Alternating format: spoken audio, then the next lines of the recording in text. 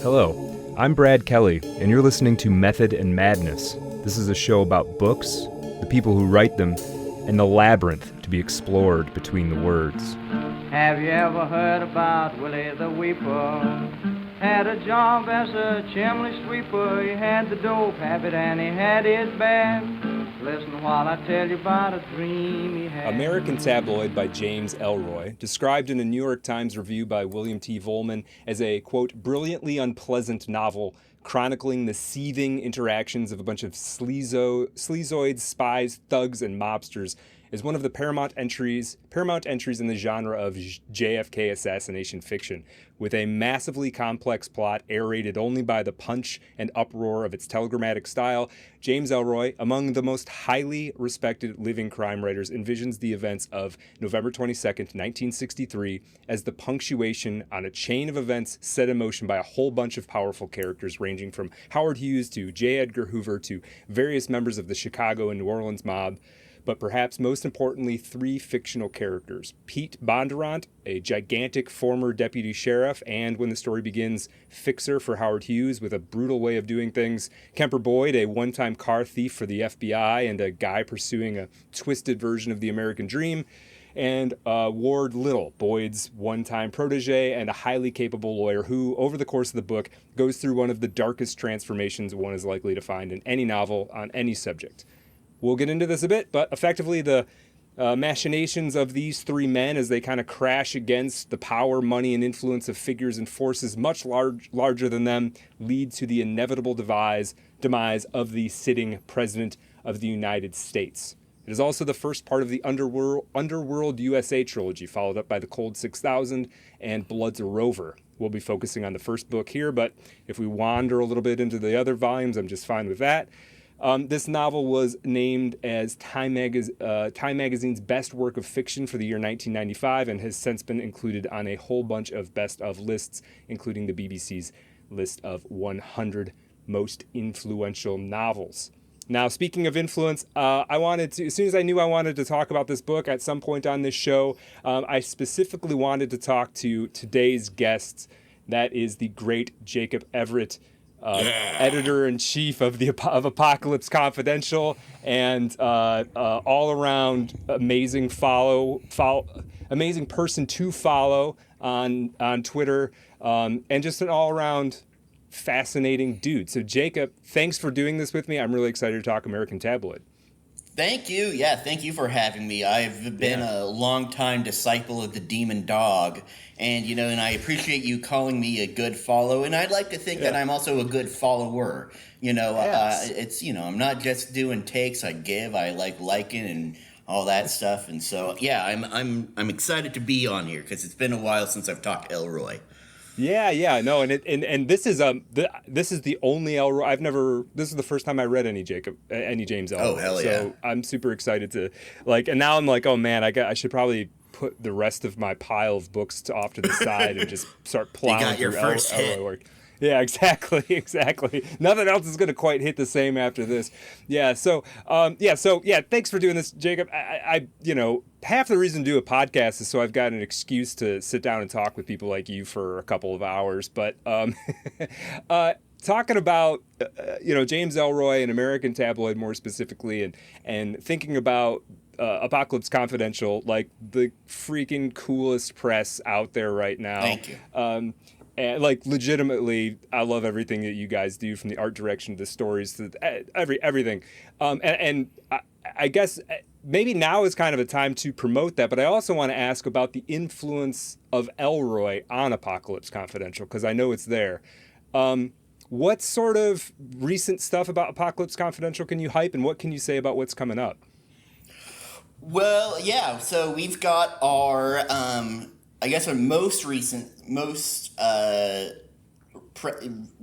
thing, I guess, is we're having a reading event in Chicago on August 22nd. There's going to be a lot of readers there, people we've published, people we haven't published but might someday, friends of the press, maybe foes of the press in attendance as well. And I encourage everyone to be there. Unfortunately, I am not going to make it because I completely had a brain fart and forgot about Real ID. Oh, shoot. So, Yeah. so if any listeners here want to strap an iPad to their chest and have me go on as like a kind of FaceTime iPad baby master blaster, I will pay for your I will pay for your entry. It's $20, and I will pay for your drinks for the night. So that is an open offer. That sounds awesome. That like might, it'd be cool to be there in person, but that might actually be like weirder and more memorable. Oh, yeah. That's pretty awesome. And, and this is a genuine offer too. I mean, I am being funny, but I am all. This is if someone DMs me and is like, "Hey, I'm down to do that," we can talk more. But other than that, yeah, we have our next special, Copper Wire, guest edited by Kelby Losack of Broken River Books. Oh, yeah. That's going to be September 19th. Deadline for submissions is September 5th. So little under a month. And that's like our kind of take on, cyberpunk with a kind of, not exactly rural twist, but a little more of like, it's a little rusty cyberpunk. It's sort of more cyberpunk for the guys who would just use like a laser gun to rob a convenience store, that kind of thing. Right. I love it. That'll be awesome. And knowing Kelby, like he's gonna do a great job with that too. So that sounds perfect. Yeah, that's right up his alley. Cool. Yeah. So people out there, like, full recommendation. You should be on the Apocalypse Confidential hype train if you aren't already. If you listen to the show, you probably are. But if you're not, get in there, man. It's and you guys have got like a deep archive at this point too. There's so much there now for people to check out. So that's really exciting. Oh yeah, we've been going on since February 2021, and like all the first year stuff is so you could sort of see when it was just me running it in terms of like reading submissions, so you can sort of see our evolution, because it's definitely gotten better as like I've added people like Dawson, Gwen, Max, and all those folks. And so you got a great team. All those people, everybody that I am sort of in contact with who's associated is super cool and interesting and smart. So yeah, you've really put together something awesome, man. So congrats on that. Yeah, I appreciate that. Yeah. Now, in terms of this, maybe it's a clumsy segue, but thinking about James Ellroy and even more specifically American Tabloid, where does that fit into the genesis of Apocalypse Confidential? Or am I sort of wrong in assuming there's some shared DNA there? Oh, the DNA is so shared it might as well be a twin in my greatest hopes. So I kind of knew about James Ellroy because like I had seen LA Confidential and Dark Blue, which was a story and maybe a screenplay written by him. So I kind of knew about him. But then I read my first Ellroy, which actually is American Tabloid. In freshman year of high school, I took an independent reading class, which was basically just, self-explanatory. You read a few books and then basically do a book report on each one. And I was, running the gamut. I read the autobiography of Malcolm X. I read that book Flicker by Theodore Rozic. I have a joke that I've only read 2 books, Flicker and American Tabloid, and I read both of them in that independent reading class. Wow.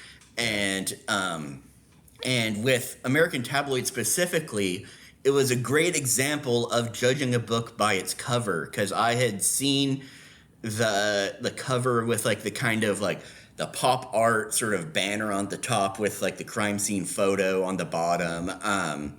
For the paperback re-release, just browsing around Powell's, and I had made a mental note of it of all right, that's a cool looking book. There's a dead guy on the cover, so right. There's got to be dead guys in the book.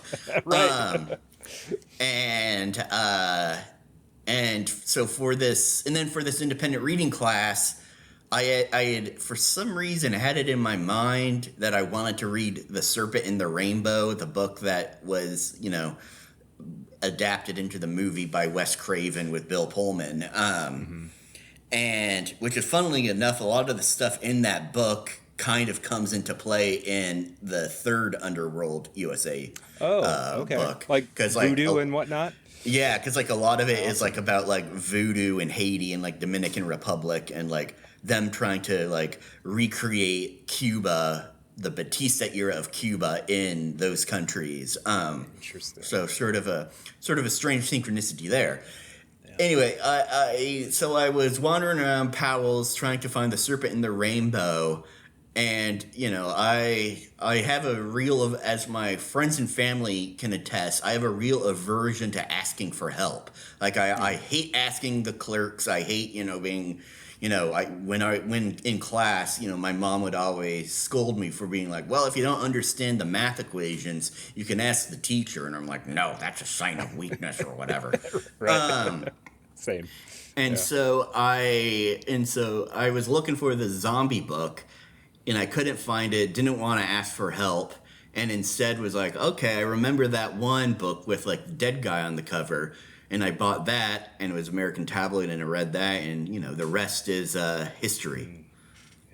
Yeah. So you read. I mean, you read this quite young, which is interesting. I'm always kind of, I'm sort of fascinated by what people read like as teenagers specifically, because even, and not that that's true in this case, but like even if you sort of move on from that stuff later on, and you kind of it feels like your own juvenilia, even though you didn't write it, you read it, it still is like in there in your sensibilities. I feel like I haven't read a Stephen King book in like 25 years, but I read tons of it in high school, and all that's in my head still, like that's still, there's still some way that I like look at books and I think about stories and stuff that is informed by Stephen King, and I couldn't get away from it if I wanted to.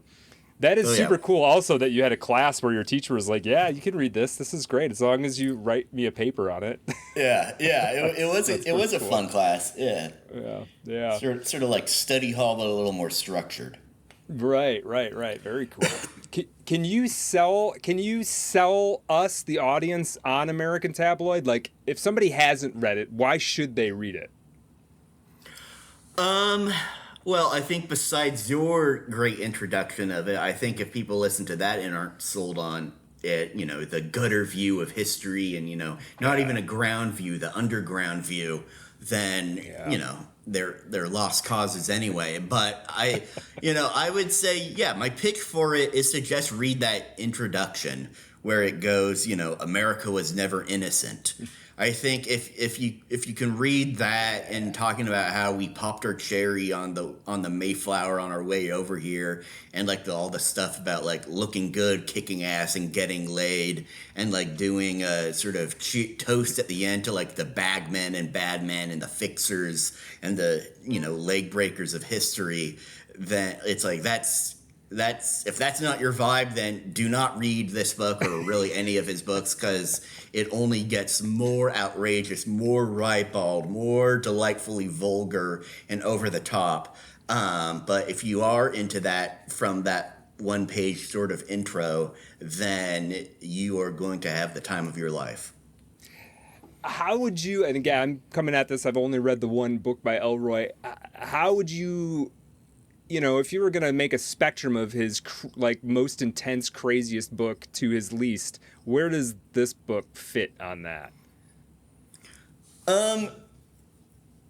It was it's interesting because like when I first read it the first couple of times, and then had read his later works, it didn't seem as crazy. It's like not as like telegraphic as Cold 6000 or White Jazz. Mm-hmm. There's like less explicitly outrageous stuff. Like, I mean, the Cold 6000, in the opening sentence, it uses the N-word. And so, and obviously there's plentiful slurs and epithets and pejoratives, every single one you can imagine in American Tabloid and the rest of his books. But like Cold 6000 right out the gate tells you what it's going to be like. But like when I was re-listening to it, because for this one I listened to the Audible production, which Cool. it was cool because it's normally I have a hard time with audiobooks because like the tone, there's like a weird like arrhythmic quality that like sort of podcasts have like the natural flow of conversation, and even if it's messy, like, you know, there's like the cadence and tone that you can like sort of cling on to, but like a lot of audiobooks don't translate well for me. But like this one, they did it, you know, they had like a full cast. Like they had Brian Cox as Howard Hughes, which I thought was kind of miscasting. I feel like it should have been someone like Willem Dafoe or someone. Brian Cox is a little too calm and gravelly for it, I felt like. Yeah, no, I almost want somebody with a little squeak in their voice almost, or something. Something vampiric. Like he should be way more of like a kind of right. guy. Yes, exactly. Yeah. No, which I mean, I'm sure they just cast him because he was Logan Roy in Succession. It's like, hey, you want to play another billionaire? He's a great actor. Yeah, he is a great actor. Weirdly, Ed O'Neill as J. Edgar Hoover was really good. I never really thought of him as that, but yeah. So it had a full cast and it had like sound effects and like music. It was like a real sort of radio production. And awesome. during this re-listen, I was struck by like how dark and how gnarly it does get. Like there's like the part where they're like on the beach and they're like chainsawing like the Cubans and like and like the sharks coming in and stuff, and it was like, Jesus Christ, this is like right. This is like some like if like a normal person did this, it would be like a Manson level Wonderland murder style like crime. Like it'd be like horrific and barbaric, but because of the weird context in it that it's in, that you guys think of like G-Men geeks and like the short sleeve with a tie doing it, and like it's like a weird dissonance there. Yeah, for sure. It's easy to forget that like in particular Pete Bondurant is like a murderous psychopath. Yeah, like he's like Hannibal Lecter. he really, like, at some point you're like, I think he even says something at one point about him towards the end he's sort of like thinking about getting out of the life or whatever, or starting to imagine what that might be like. And I think he mentions that he's killed like 300 people. And it's like, shoot, probably half of those are in this book. I mean, he just... Yeah, it's all, he blew his brains out, and then it goes in next sec. No, and like as soon as he needs anything out of anybody, he just like he kills them, or he just like kicks them in the nuts, or he has no compunction, and yet he's like my favorite character to read. Like it's always the Pete Bondurant sections that I get the most. I'm sort of the most engaged throughout. I mean, just give my impressions just for a minute. Like I have to say, so. It's a super powerful book, but I have to say, like, for me, it took me a minute to, like, hook into the style of it a little bit. Because it's so... I mean, I'm, you know... I'm sort of... I'm, like, 50%, like, pretentious literature nerd, right? And so, like... So the part of me wants, like... not necessarily purple prose, and I'm also, you know, I also appreciate the elegance of this effective writing, right? But like, there was a part of me that's just like, oh, dude, so this is just the pace we're going, huh? We're just like, like, and then once.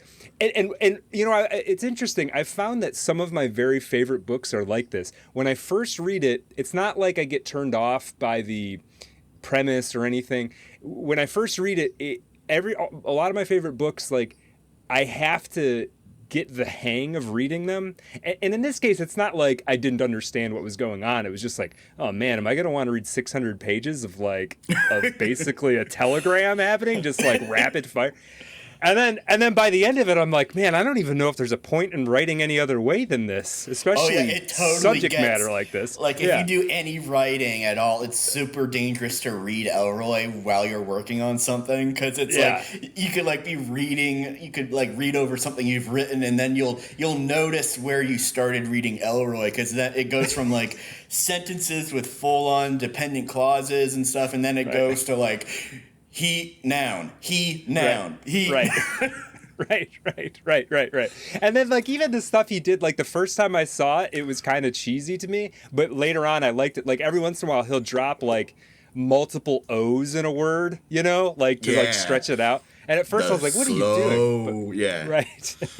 But like I said, I say this all to say, like, it all kind of ended up working for me by, I don't know, 50 pages in or something. I was, like, totally on board with this approach. And then also, like, the other thing I kind of love about it is it's like, it's got all of, like, the testosterone action appeal of, like, I shouldn't say this because I don't read this stuff really, but, like, it has all that testosterone-y action appeal of, like, what, like, Jack Carr is up to and, like, all of that, like, operator genre of fiction that's sort of popular now.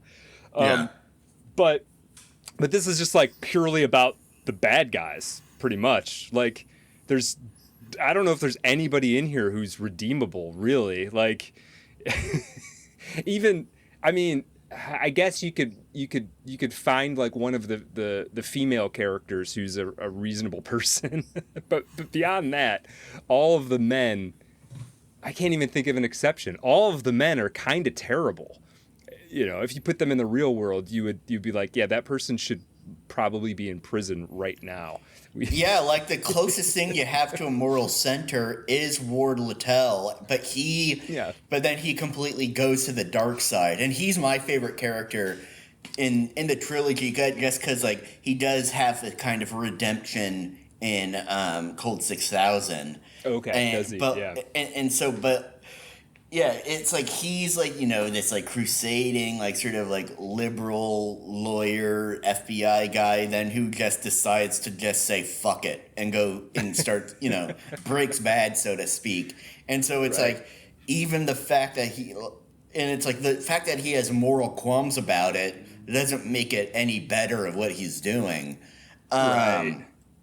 And yeah, and, like, on the writing craft level, it's interesting to me how like Ellroy completely breaks the rule, quote unquote, of, like, show don't tell. Like, his books are almost entirely telling you. He, like, when he's like writing a scene of, like, Pete, you know, blowing out some Cuban guy's brains out, he's not showing you that happening. He's telling you, and, like, it's all part of that, like, telegraphic style.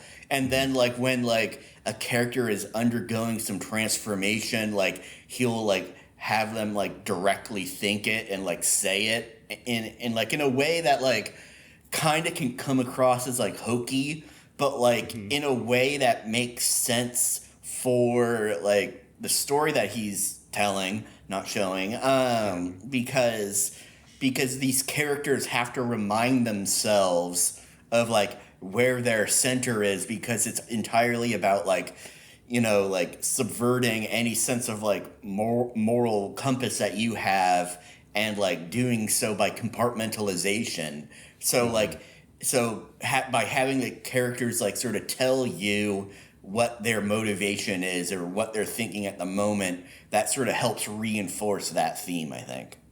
Yeah, no, I think you're absolutely right. And, like, the character, like, the character stuff in here is actually really, really strong. I mean, you might not, this is why I definitely want to mention the three characters in the beginning, because they all do have, like, they all kind of go through, like, sort of what the rules of how a character should sort of go through a change kind of thing that happens to all of them.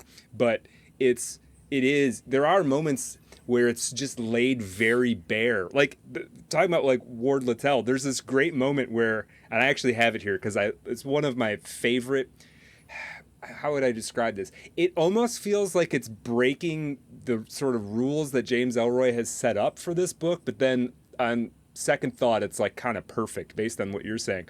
And this is a moment for Ward Littell. He says, quote, "He asks forgiveness for his hubris. He tells God that he has gained his selfhood at great cost to other people. He tells God that he loves danger now, and it thrills him much more than it frightens him."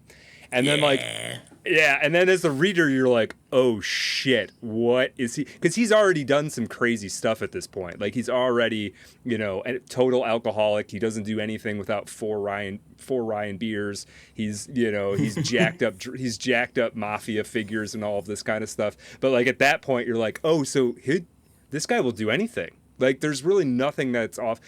It was. Not to totally give it away, and if people, I don't even know if you can really give this book away. I guess you kind of can, because ultimately we all know it ends with JFK assassination, but I guess the question is like who exactly is responsible.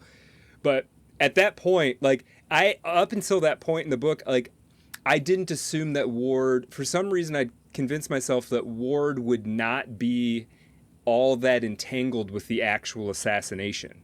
And then at that point, I was like, "Oh, it's going to be him somehow." Like, yeah, even if he's not the trigger man. He's like the only one. Like when I was listening to it, it was interesting, and like I was waiting for the moment because like I just remember how it looked on the page, where like he's like I think the only person in the entire book. Because like even like the mob guys who like through via like the great document inserts, which that's like such a cool thing that I love. And like in a very cool way to me, like that is like the bridge of this book to like Dos Passos, like America trilogy, like all the sort of like like the early 20th century modernists. Like this is me trying to make James Ellroy not just like the greatest crime writer, but like a worthy sort of like postmodernist on his own.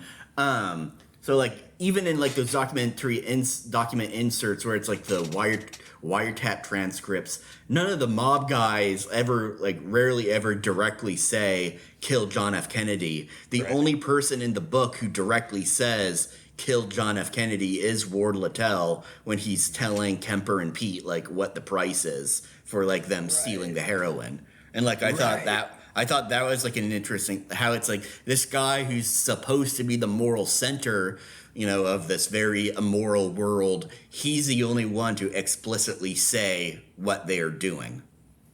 Right. And because there is like I feel like I guess like the ultimate think about how to phrase this because I don't want to do like a sort of section by section summary of the book. Really, I mean we could do that. One of the things that's interesting about this book is plot wise how dense it actually is in terms of like cast of characters, sort of twists and turns, reversals, who's working for who and when, and it's actually like if you were to like lay out all of the aspects of the plot on index cards, you would have like an insane setup of conspiracy style red lines between everything. But there is like this thing where a lot of people have financial or sort of power / status motivations to kill Kennedy in this book, but Ward Littell's is the only one that is like deeply, deeply personal, and that it's key to his like ongoing sort of tribulations and arc as an individual, whereas everybody else is like, we got to get rid of him because that would be better for business, and they kind of hate him, but it's not like this personal level enmity like Littell has, because Littell feels so betrayed by the whole Kennedy thing that like if he gets his hands on the levers of power, that's of course what he's gonna do. Which is really interesting. I mean, this is like, I guess, I do want to spend some time talking about sort of JFK conspiracy stuff. Yeah, definitely. How, and maybe here's a place to start. Like, how close, and I know this isn't actually what happened exactly because there's fictional people in here that Ellroy made up, right? So and it's a little trite to even be like what actually happened, but like how, in your reading or your understanding of the JFK thing, how close do you feel like this gets to what actually happened? I would say like 99%. Like I feel like this is like the much because like a much closer like reading, and like obviously there are like 10 like different tendrils branching off. Like I was thinking about how like at the end, like when they kind of realize that their whole like Miami plot is supposed to like that's like the Patsy plot, and that there's going to be another one in Dallas. Like I was thinking how, you know, this book itself is like the Rosencrantz and Guildenstern are dead of like, you know, the JFK mythos, but you could do like a Rosencrantz and Guildenstern are dead of this book that's like a parallel novel about like the Dallas plot. So obviously, Right. so obviously there are like different machinations, and like, you know, because like along with like the, you know, the 3-character POV, it is a very tight POV. Like you only really get other stuff from like the document inserts. So like, you know, obviously there are other aspects of, you know, the JFK assassination that aren't, you know, gotten into because these 3 guys weren't involved. But like in terms of like it like sort of arising from like this kind of like miasma of like meddling and like skullduggery and stuff, like especially like in Florida. So interesting to consider the JFK assassination as the real Florida project. Throwback to our Disney episode of Yeah, right. of Art of Darkness. Yeah.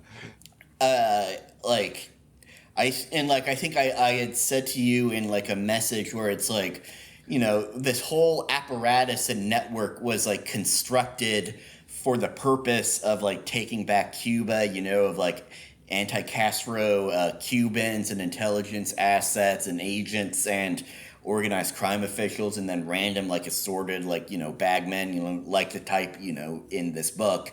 And when those efforts to like retake Cuba were frustrated, it was kind of like, well, we built this instrument, it'd be stupid not to use it for something.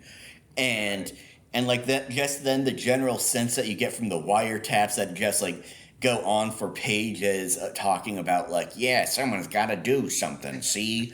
Where it's like a conspiracy that like arises just from like an unspoken consensus.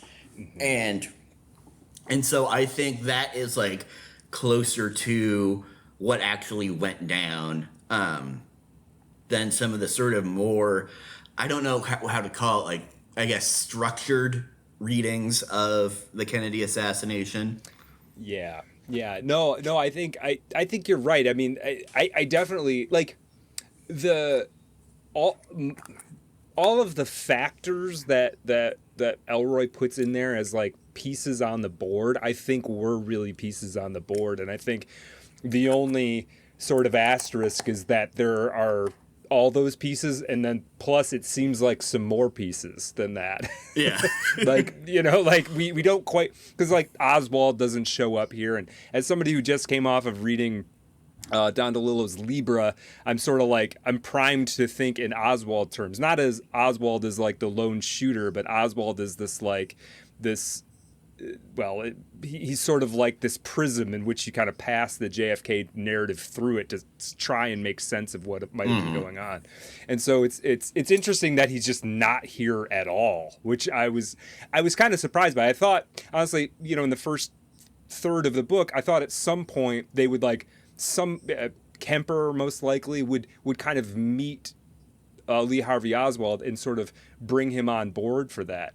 I mean, do you think? Well, you've read Cold Six. I have not read Cold 6000. I'm sure at some point it's kind of stated at least that like, oh yeah, Lee Harvey Oswald was a patsy for all of this in the Ellroy universe. I think honestly I haven't read Cold 6000 nearly recently enough to recall, and that is like, if you think this is a dense book, that book is just like ridiculous. And so I don't really remember off the top of my head. Like, obviously there is like I think, you know, Littell does go down to Dallas, and then he's like basically kind of like the point man for like the cleanup and stuff. Like he he roughs up Jack Ruby. And that's funny is that, like, Jack Ruby is mentioned early on in American Tabloid, but not, Oswald or anyone else that we would know. Right. So there is there is stuff in Cold 6000 where Littell and Pete Bondurant rough up Ruby to get him to do his assassination of Oswald. But other than that, no, it is interesting how there is an entire parallel novel that can be done about like the Dallas plot versus the Miami plot. Right. No, that's fascinating. I really like that idea. I mean, not necessarily that like Ellroy should write that, but I mean, in a sense, it's like, I mean, maybe the Lieber is sort of like the Dallas plot version of it. I mean, I don't. Well, he did write this in response to Libra. Oh, did he? Like on purpose? Yeah. He read that and he liked it a lot. Like it's like the only sort of non-book of his that he likes, and he was like, all right, Libra's great. This is sort of the definitive take on the JFK assassination from this kind of more, I guess, CIA focused perspective, whereas with American Tabloid, he set out to do more of like the definitive mob focused perspective, I think. Right. Yeah, and that makes total sense. I got thinking like quite a bit about like differences between Libra and American Tabloid, and not in a like trying to figure out which one's better, but because they're very different. They're very different books about the same, purportedly about the same kind of moment, right? But there is this way in which Libra, how to say this, like I think for a lot of boomers, the JFK assassination is this moment in which like they kind of lost their youthful innocence, right? Yeah. It's like okay, if we want to maintain this idyllic idea of what America is, we kind of got to believe the main story, but like none of us really do believe the official story. So like, and now a president just can get shot, so there's like this sort of loss of innocence thing. In Libra, I feel like maintains that as a breaking point, like that we kind of lost our innocence after it happened. Whereas Ellroy, American Tabloid, is like, no, if you thought we had any innocence at all, you're a mark. Like you have no idea what the fuck was going on before this. That's just when it all bubbled to the surface, and you could hear about it on TV.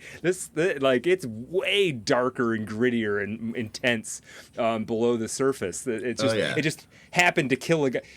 For once, a guy that you've heard the name of got killed. But like this is how it is. This is how America is in a lot of ways.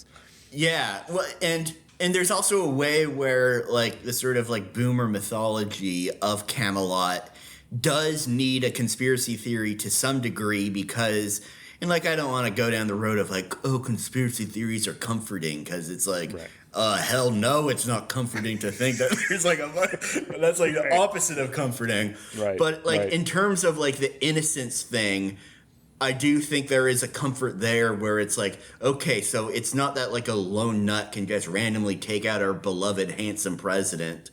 There is a comfort in the fact that like, okay, some shadowy people in like a smoke-filled room had to like, point at a map and make this happen. And like I think that serves, the like the sort of innocence mythology. And then with Ellroy, he's like, no, that's total bullshit.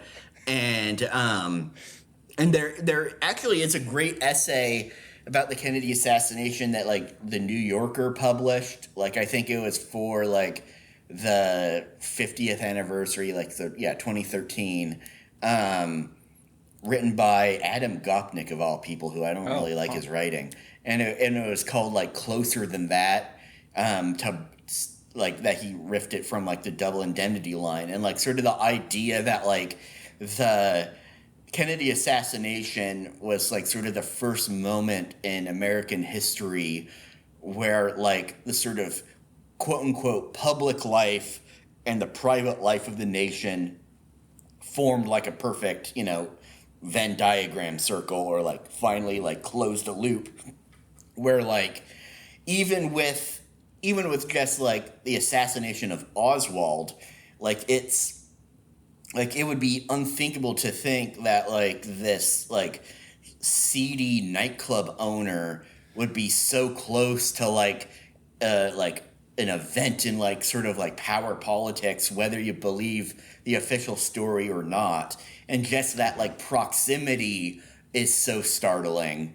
And yeah, it's like, yeah, the basic gist of American Tabloid is like, you know, the Kennedys were playing assassination games and they won assassination prizes, essentially. Right. Well, I mean, you do sort of see there's like, and this is one of the things that's so brilliant about it is, well, like, so JFK and RFK also are pretty prominent characters in American Tabloid leading up to this, and you can kind of tell, like, I suppose even if you didn't know that they were going to get assassinated at the end, you can certainly tell that they're on dangerous ground for sure. But you can also see how like their motivations for what they're doing are largely personal. Like RFK absolutely hates organized crime, and it's not, I mean, I'm not saying he didn't have his virtues, but like it's not just because he's some virtuous do-gooder. Like there's this sense that he's sort of like trying to redeem the sins of the father, right? Like Exactly, yeah. he doesn't hate organized crime because he hates crime. That's like everybody kind of, wishes that the city wasn't run by hoodlums to a certain degree, but like it's really so he can like undo the potential reputational damage that comes from his father being who his father is, and then the sort of residual guilt based on the fact that if his father hadn't been a super wealthy, mobbed up kind of figure, him and his brother would be nowhere near the throne room the way that they are. So I love that how you get these sort of like these, and this is what's one of the things that elevates this book so much. Like you're talking about how putting Ellroy up there with the greats writing wise. I mean, all of the best kinds of character stuff you can see in any novel is happening in this book. It's just happening at a sort of different register than some people might be used to.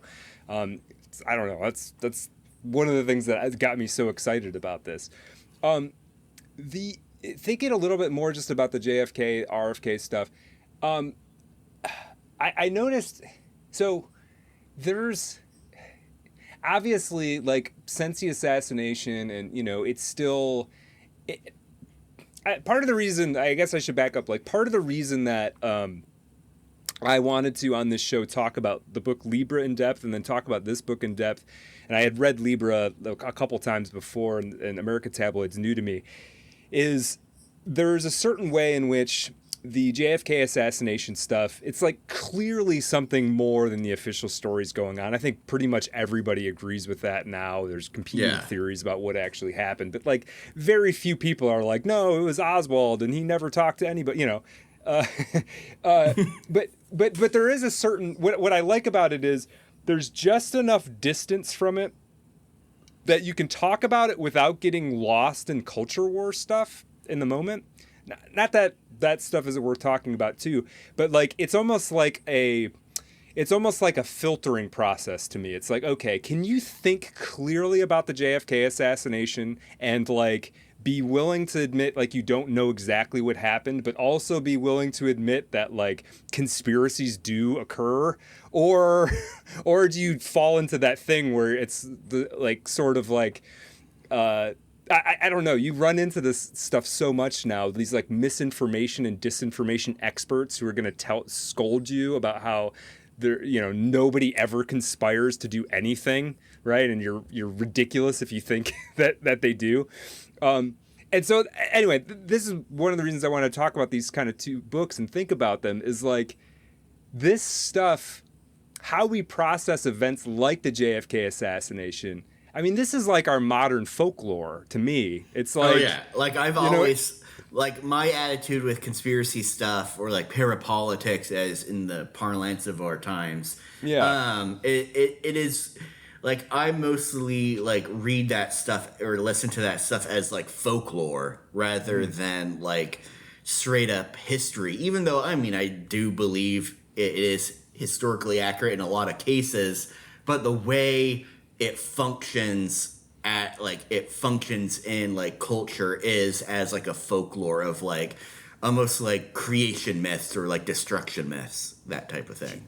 Yeah, yeah, and this is what's so cool about like the space that Ellroy sits in terms of his like his how the historicity, you know, the historical veracity of what he's doing, and balancing that with like the charging ahead sort of fictional stuff. Because a lot of the stuff he does talk about in here is like indisputable fact, like what was going on with Fidel Castro, the fact that the mob was losing all of this money from the casinos there, all the crookedness that the Teamsters were up to. Like, so much of this is like, you can't even really question it. It's like Wikipedia level facts about what was going on.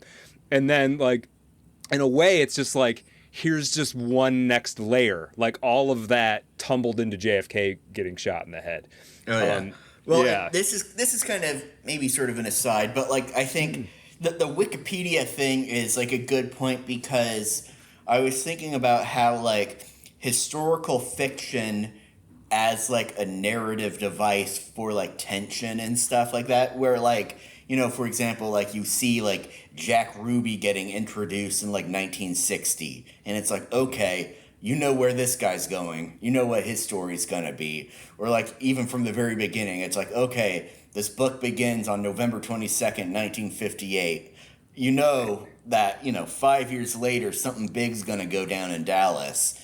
And like I think that, like the fact that it's like, okay, you know that this bomb is going to go off, but the exact particulars and like what plot wins out versus, you know, what machination beats the counter machination makes it interesting. Right. And then, yeah, it's like anytime there's like a real person mentioned in any Ellroy books, there's like, it almost has like a glow effect in my mind where it's like, okay, this is a real guy doing maybe fake stuff, but maybe real stuff. Like a good example is, you know, like the character Chuck Rogers, who he's like a kind of like CIA asset hanger on and stuff, you know, doing Tiger Cab stuff, doing all this sort of thing. And at first I thought he was a fictional character, but turns out he was a real dude who really like murdered his grandparents or parents and like shoved them in like an ice box, and he then like disappeared. Disappeared, like presumed missing since like 1964. And like the fact that like something like that's like Ed Gein level depraved is so close. It's again the proximity thing is so it can be mentioned in like the same like Wikipedia page as like the Kennedy assassination. Like that's like real wild shit to me. No, exactly, because it speaks to like whatever you think about the JFK assassination, it does speak to this like this gutter layer of the way things really are at those levels of power, the things that go into keeping a person in power, getting the person out of power, getting them, you know, it's there's and you know, you make a good point about when an actual historical, because I found myself too, like, I would sort of, any new character that was introduced, I would sort of Google them to see if they were real or not. Yeah. Basically. Yeah, I mean, I knew, obviously, J. Edgar Hoover, you know, and JFK, but like, yeah, you get to Chuck Rogers, like, is that a real guy? And I did the same thing. I was like, oh my God, this guy is like... this guy's fascinating, actually. Yeah. It's like an American figure. He's more interesting than, you know, he there could have been there's a version of American Tabloid that's where Chuck Rogers is the main character, I feel like. But I also noticed that, like, and I don't know if this is like, to some degree this is just true, but also I did feel Ellroy taking some delight in just painting people like JFK and RFK and J. Edgar Hoover and Howard Hughes as these sort of monstrous people. And maybe not especially Hoover and Hughes, who he just straight up refers to as Drac, because he only likes Mormon blood, and like I think to me it's like that's this whole like that sort of ties into this. I don't even know how to like sort of theory cell kind of like perspective on it, where it's like, you know, you think of the whole like conception of the state as Leviathan, and you know what is Leviathan? It's a monster, and so the monstrous, you know, state, you know. Not to get too libertarian about it, but you know, I was on Tumblr in the 2010s, but I was on like libertarian Tumblr. Oh boy, yeah, yeah, it's in between all like the weird anime porn, it'd be stuff about like you know like Sander Spooner and the Mises Institute and stuff. That's awesome. And so like you have this idea of like the deep state as like this like lurking Leviathan monster. And then you have like the idea from Joyce of like history being a nightmare from which you're unable to awake. And then you have like this sort of like, you know, universal classic monster style like depiction of like these people like Hughes, who is like Dracula, and then Hoover, who is like basically might as well be God in this book. Because like he knows everything. Things only happen if he gives either permission or implicit permission, but you still need to consult Hoover. And yeah, he's like this total figure that like looms over everything. Yeah, and I really admired the way, and Hoover, I think, only physically shows up in maybe one scene briefly. All of our other, as a reader, all of our other sort of interactions with Hoover are through these document inserts or phone conversations and things like that. And yet Hoover is like super well characterized, because you can feel the perversity under sort of like the tightened it's the term I'm looking for. What's the tightened bodice of his formality, right? Like everything has to be like, well, you know, like very sort of formal, like, what's that when you're in like business meetings and there's that set of rules, whoever's rules those are. Oh, Roger's rules of etiquette. Roger's rules. Yeah, there's something like Roger's rules of etiquette about the way he talks, but he's also like scheming at the highest possible levels. And then he has this weird kink that you can feel below everything. And it's really well done. And he ends up being, even though you never even really see him, he ends up being, to me, super creepy. And the fact that he can pretty much make anything happen. He seems to know what everybody's deal is.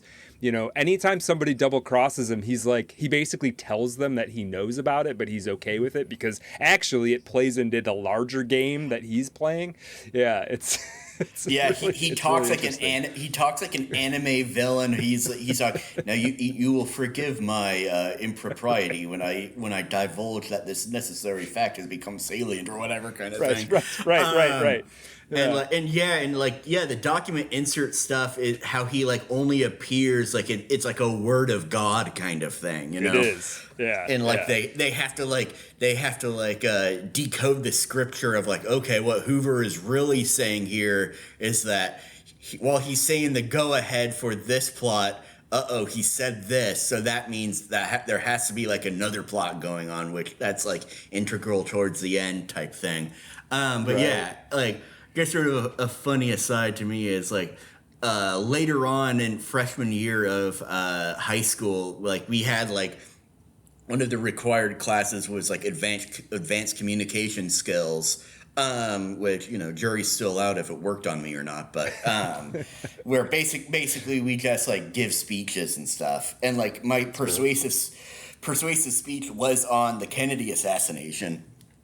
Obviously, you know, after reading this, and like I had also read like the Illuminatus trilogy and like into like above topsecret.com and like all that. Like I've always been a kind of like crank about that stuff. You went right to the deep end, man. Yeah. Oh yeah.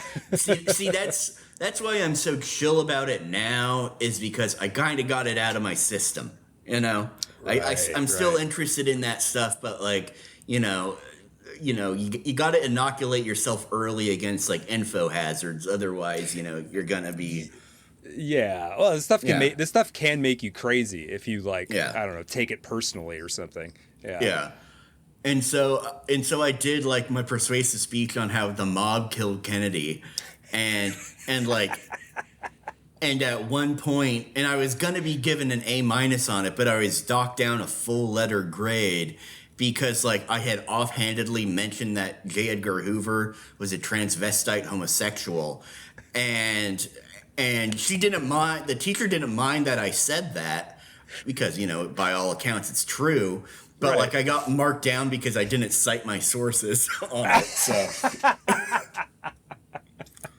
Oh, so man, lesson learned. That's hilarious. Oh, dude, I'm just imagining little So Jacob. Hoover- I mean, yeah, I know you were like a freshman, but I'm just imagining little Jacob Everett. I have a stepdaughter who's a freshman, and so I like a very that age is very familiar to me right now. I'm just imagining little Jacob Everett. Yeah, Like, here's our transvestite homosexual.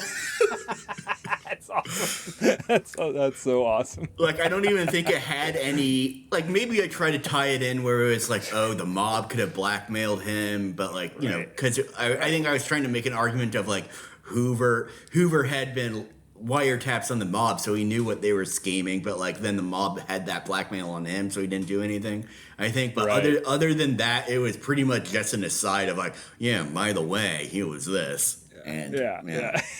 That's awesome. Oh, man. So how did now I'm just curious, and maybe you don't remember, I know this isn't like it happened yesterday, but like how do you feel like your fellow students reacted to this idea that the mob killed Kennedy? Because some of them had probably never heard that before, I'm sure, at that point. I think worst case scenario, probably they were just like, all right, class is over in 30 minutes. You know? Right. Yeah, they didn't. They weren't really thinking about it, or like, oh God, I'm after this guy, so I gotta be focusing on my stuff. But I don't know. Like, that's a good point. Yeah, it was. A lot of that stuff was like weirdly well received in my high school, and I mean, you know, I don't want to chalk it up to my own like charisma or anything, but like I think, you know, people that age are like, it's, you know, anyone of any age, but especially at that age, they're interested in history if you can like add a little sex and sleaze to it. Sure. And so they're more receptive. Like they don't want to like read about like the Cuban Missile Crisis or whatever. They want to hear about like, oh yeah, JFK, you know, had sex too hard and he torqued his back and he had his back brace on, so that's why he was unable to like duck effectively, you know, after the first shot rang out, you know, that kind of thing. Right. Well, yeah, I mean, especially high school history, and you can have there's a spectrum of teachers, but like high school history for me just felt like they were just bullet pointed facts, and I was like, I don't know how much of. I probably retained some stuff on a kind of subconscious level, but like it never felt. I'm fascinated by history now, but at that time, it never felt like it was being presented to me as like an interesting narrative, which of course it is. But it was just sort of like, well, in this year, this happened. You know, okay, well, what is that? Yeah, don't worry about it. You just need to know this one factoid about it for the quiz. And it's like you never really get like a picture of anything or an explanation of why anything is the way it is, which felt very unsatisfying. Yeah, and so like that's why at that age, I was like listening to like, because like Dan Carlin's Hardcore History had been around for a while. Okay. And so like had been listening to that, and so in like other history podcasts, and so it'd be the teachers would get pissed off if you brought stuff from out of the class and were like, I was listening to a podcast about the siege of Vienna in 1453. Can you tell us more about that? And it's like, no. Part of the problem with the history teachers, and it's like not their fault, this is the situation that they're in. It's like they teach just the same thing every year, right? Yeah. It's like, and so you start bringing them other facts, and like they're like, I don't want to deal with this. You're probably right. I don't know, but like I have a thing I'm supposed to present to you. I don't need some new thing that throws that off. That doesn't help me do my job at all. Exactly.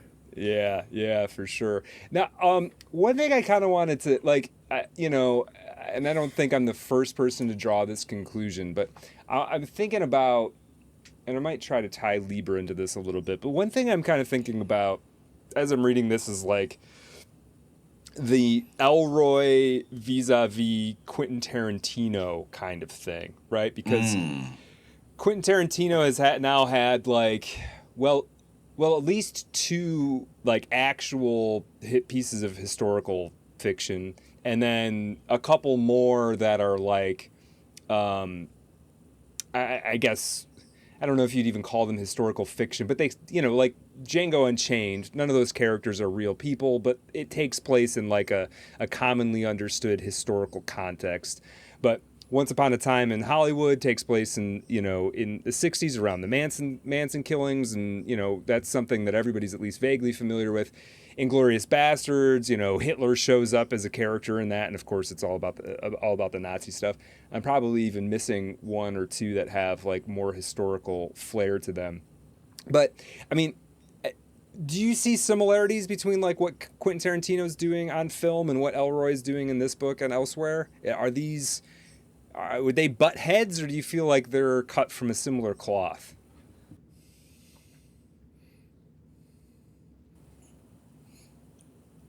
Well, what do you think? I don't want there to be too much dead air. So, what do you think? And I'll try to think of what I think. Sure. Yeah. I mean, yeah. No, that's fair. That's fair. So, and I'm not like, I like all the Quentin Tarantino films, but I'm also not like one of these people who thinks I don't like worship at his feet. But I do enjoy all the movies. I think they're all quite good. He'd rather worship at your feet.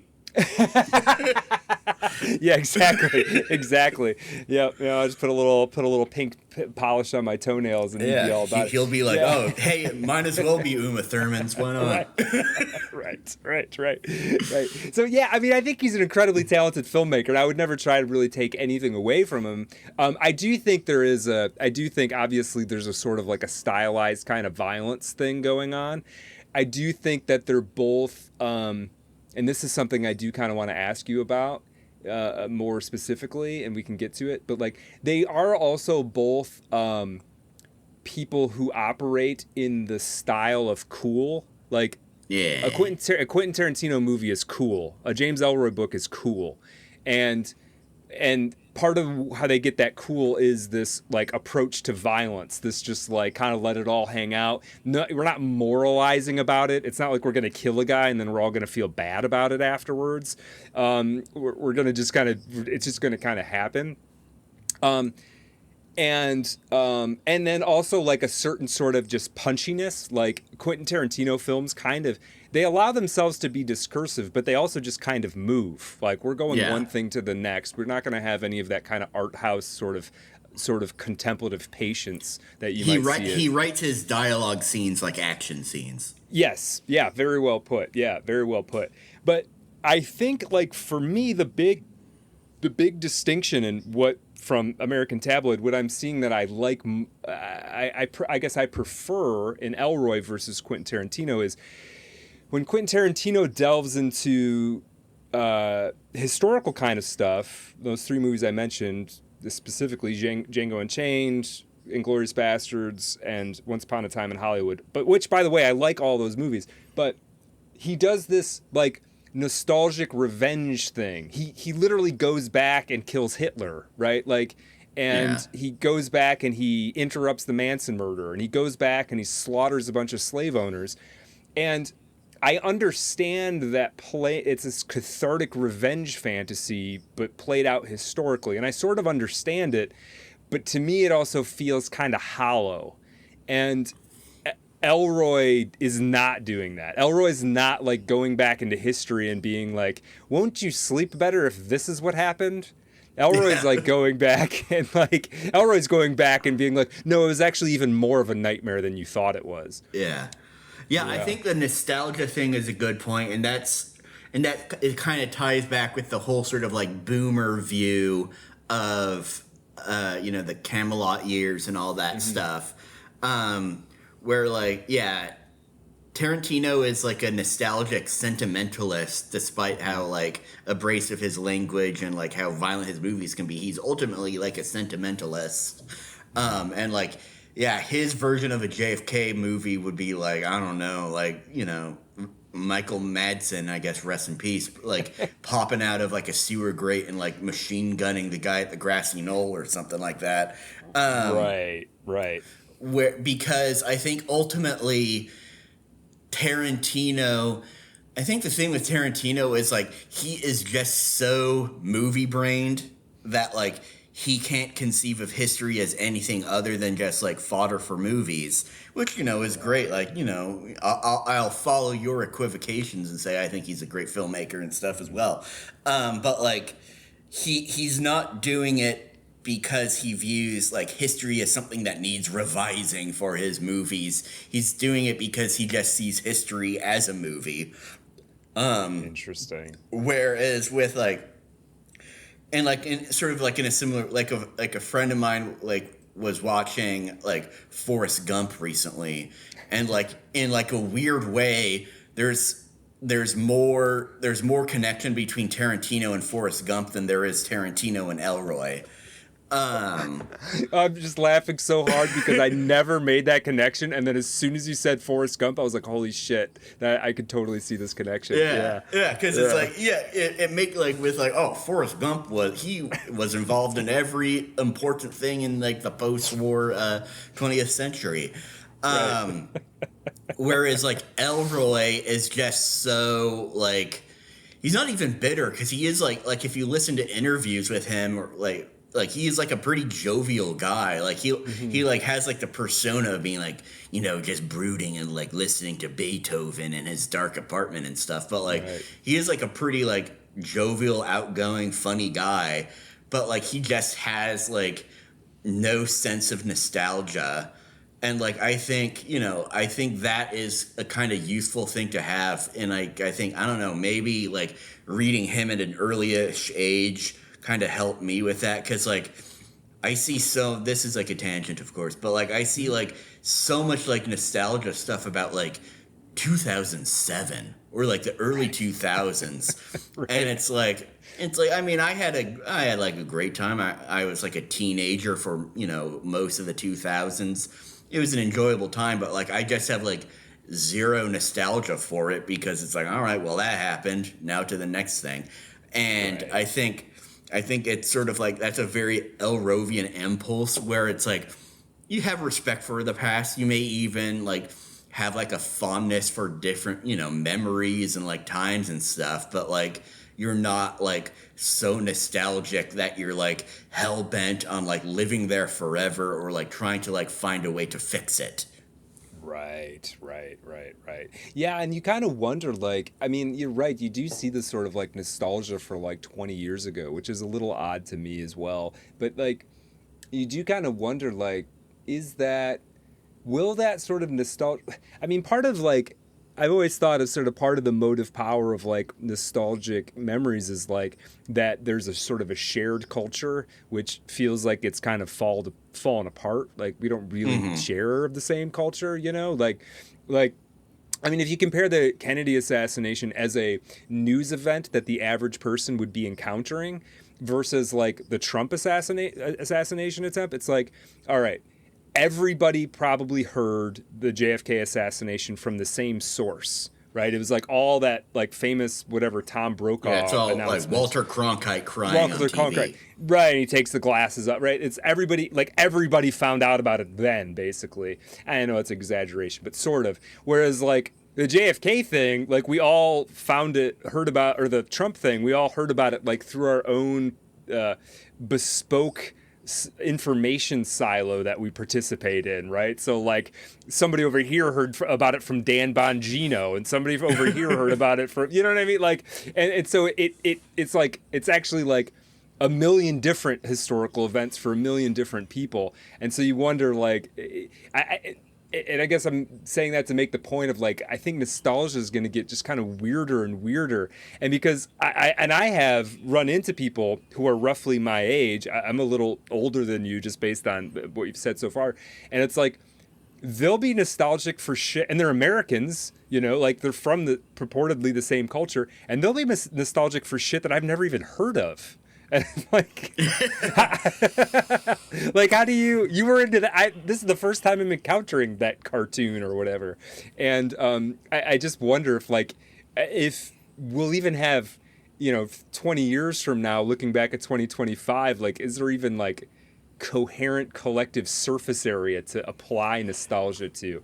Yeah, I'm not sure if there will be. it's all like micro nostalgia trends where it's like Yeah. it's no longer like the 20-year rule of like, oh, we're nostalgic for the 80s, where in like the 80s is nostalgic for the 50s, etc. It's like I think like a while back I saw like, scrolling through TikTok when I had like an account that was like some like nostalgia video vaporwave edit of like winter 2014, and it's like that's like such, and it had like thousands of likes, and it's like, Right. how are there this many people that are so like nostalgic for, oh yeah, not, fuck fall of 2014, that kind of sucked, but winter 2014, that's where it was at. Right. And- Before spring of 2015 came about, yeah. too. Yeah, that's wild. That's very interesting to think about. Yeah, what's funny is like, I mean, this is definitely a digression, but it's like, I moved, like after I graduated college, I moved a bunch like around the country, and I wouldn't be in any one place. I was in one place for 4 years, but other than that, it was like every 2 years I moved. And that has helped me have a sort of time chart, because if you say a year, I know where I was and it like helps me place. But if I had lived in the same place the whole time, you said 2014, I'd be like, I don't know when that was. Like, you know what I mean? It's like some span of time ago. Like I couldn't tell you. I wouldn't be able to pin it down at all. So, yeah. Well, there's also like an opposite version. Like for me, like I've born in Portland, Oregon. I've moved.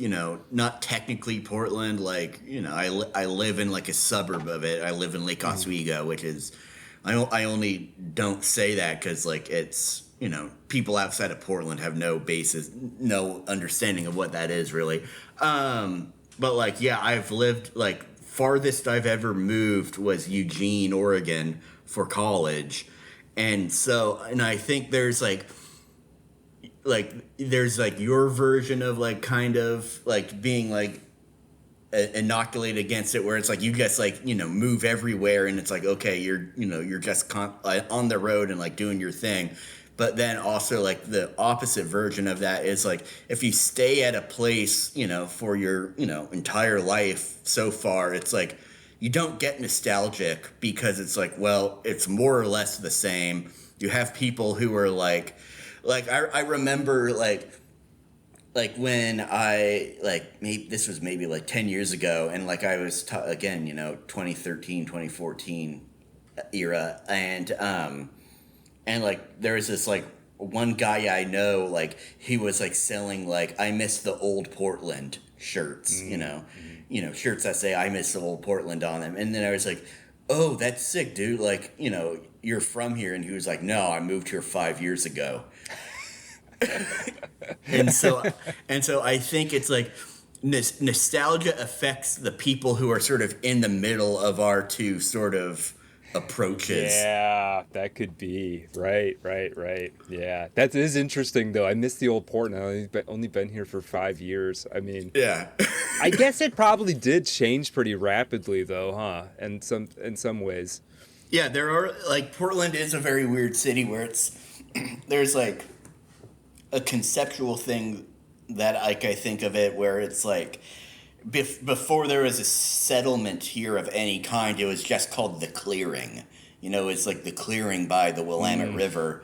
And like, I feel like that both as like a noun and a verb has always been like the central thing about Portland, where it's like, it's always going through cycles of decay and then a clearing of the decay and then development and just rinse, repeat like over and over, where like no matter how many, mixed use condominiums with a artisanal olive oil and yarn shop at the bottom are, it's always still just going to be the clearing beneath all of that. Right. Very interesting. Wow, that's a very interesting take. I haven't. Yeah. I haven't. It's interesting. The last time I was in Portland was probably during the old, what your person you ran into would have considered the old Portland. It's like 2008, I think, was the last time I was in Portland. So yeah, that's really interesting to think about. Huh. Well, sort of getting back a little bit to American Yeah, we got a Tabloid. little far afield there. That was awesome. That was really cool. It's helping me understand what the hell nostalgia even is. And now, as I said about this book kind of early on, I mean, one of the about American Tabloid, one of the things about it, so like, it got me thinking about.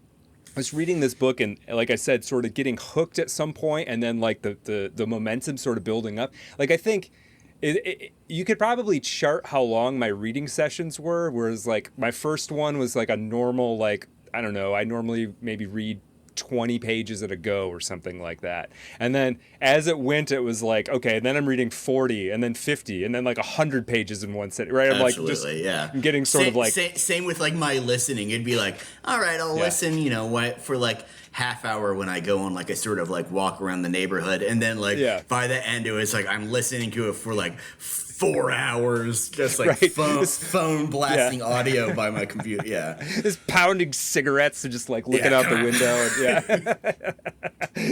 And, but you know, it got me thinking about like what are my sort of motivations for reading. I mean, I put together a whole show about books, and like I still am like, wait, what do I read for exactly? and you know, and so there are books that I read for like because I like the sentences. I mean, I'm a sentence nerd, and there's books I read because the premises are super cool, and there's books I read because they have like kind of philosophical depth, or they do some cool literary thing that I find really appealing.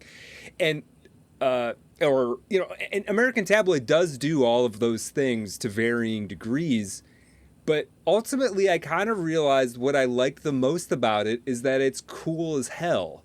Yeah. And I know this is a weird question, but I've decided that every time I do an episode of this, I'm going to ask a kind of stupid question.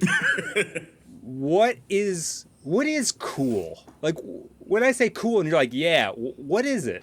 What the hell is cool? That is a good question. Not a stupid one. I think, well, for the sake of argument, I would actually argue that American Tabloid isn't cool, it's hot. Oh, okay. All right. Because it has, like, you know, obviously it has like this sort of telegraphic thing, which I do fully believe creates some sort of like physiological response. Like I think I try to argue this in like a high school English paper that like the telegraphic sentences, like if you read enough of those in a row, it like creates like something in your brain chemistry that like changes you.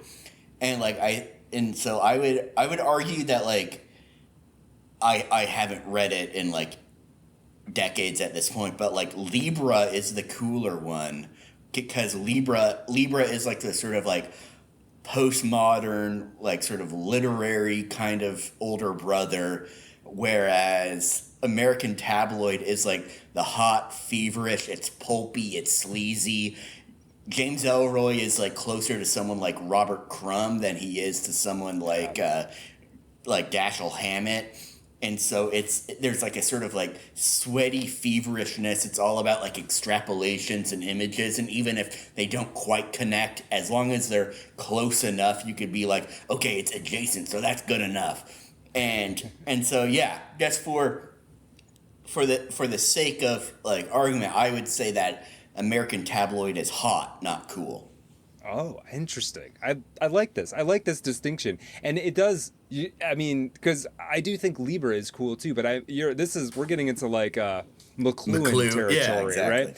Yeah, and there is something that's very true about Libra being cool, as in literally in temperature, because it is sort of clinical and analytical, and there's this way in which like the pieces kind of appear on the board, and relative to Ellroy, they all kind of have beveled edges, and they're all like, you know, very carefully put into place, and also, I mean, Libra. I just read Libra recently, so I've got a lot of it sort of at my fingertips. There's a thing in Libra where like the whole assassination gets in a way, this is an exaggeration and a simplification, but there's a way of reading Libra where basically the whole JFK assassination essentially gets pinned on this sort of amorphous forces of history thing. And everybody involved is just sort of like along for the ride.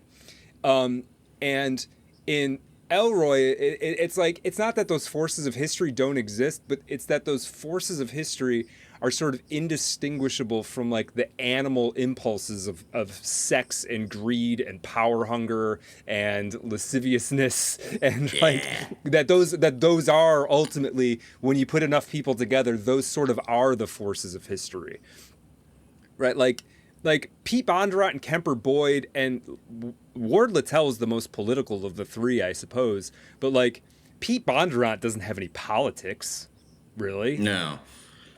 No, although it is funny when he does seem to, like, at least do, like, you know, lip service to the cause. There is, like, a sense that he does kind of believe in it, which is interesting. But no, yeah, for this discussion, yeah, I would say he's not political. Yeah, I mean, he probably kind of hates communism, I think. I think I could take that away from it. To a certain degree, but he sort of hates it for the same. I mean, my understanding of like J. Edgar Hoover's hatred of communism is that J. Edgar Hoover hated communism because, and I think this is in the book, because it caters to human frailty. It's like it allows human frailty to grow larger in terms of influence on how things are done, and I do think Pete Bondurant response has a similar probable perspective, right? Where it's just like, it's not even that like communism is politically wrong. It's just like it makes you a pussy. So yeah, it's like so that's its problem. It's like you can vote for whoever you want, but like don't be a bitch. Exactly. And I guess Kemper Boyd, I mean, one of the things, talking about sort of the characters now, one of the things that's really interesting about Kemper Boyd, I mean, I always find, I mean, it's a little trite, but I always find the interesting things about characters to be their contradictions, right? Like, as a writer and as a reader, it's like I'm looking for the thing that where there's an aspect of them that doesn't quite seem to square with what I expect based on what I already know about them. And there is an interesting thing where, like, Kemper Boyd gets assigned to the Civil Rights Task Force by RFK, and then he, like, takes it kind of seriously. Like... And I guess, like, or he seems to anyway, like he seems like he actually cares about the Civil Rights Task Force and like what they're trying to do in terms of like voter rights in the South and all of that, even though it does take second priority to everything else he's up to. But I guess, I mean, this is what I was sort of interested in.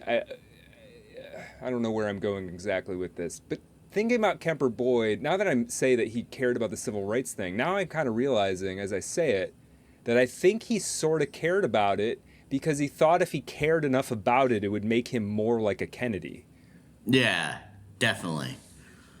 Yeah, because I mean, that's ultimately Kemper Boyd's like primary motivation is to be a Kennedy, right? I think beyond anything else. Yeah. And also, really and like maybe this sort of like informs the coolness factor is that, you know, because when I think of cool, I think of just like pure like operator shit, you know, like Heat is a cool movie because it's just like, yeah, we're just taking down the bank, 30 seconds, I don't give a fuck, I'm out of there, that kind of thing. Right, and right. And like I think like it's sort of like doing like a job well, even if you don't really care about it. Like supposing it's like, oh, Kemper Boyd doesn't care about the civil rights thing, but he's assigned to it, and he's just such a baller at like what he does and like whatever he's assigned to do, and like and then like this also would like inform like sort of Pete's like genuine quote unquote interest in like the cause, capital C, is that like, well, you know, this is what he's assigned to do. He's just purely like an instrument of whatever these, you know, higher up like folks want him to do. And like I think there is, since like, you know, like now kids these days are just, it's all so focused on like, you know, I don't know, talking about like how like, I don't know, my anxiety made it so I couldn't like drive to the store or whatever. That like just someone who's like any slot that you fit them in, like they're gonna do well in. I think that does enhance the coolness factor. No, you're definitely right. There is something about cool that is like an indifferent competence or something. Yeah. Just like an ability to do a thing really well, but not sort of not care and not get. Yeah, because heart goes out to anybody who's got anxiety. I haven't Yeah. been completely innocent of my life, but it's not no, cool. neither have I. No. It's not cool. Like Definitely there's not. nothing cool about it. I remember after I first saw No Country for Old Men, I used to whenever I was in like a difficult situation where like a lot of stuff happened, and at the time I had kind of a complicated job, and I don't so much anymore, but like anytime I was in a difficult situation that required like kind of stressful decision making, I would ask myself, what would Anton Chigurh do? And that didn't mean I would shotgun people in the face, but what it meant was like you just chill out and get real methodical. Just like take the temperature down entirely, get cool, and then just like think every step through very carefully and then just execute.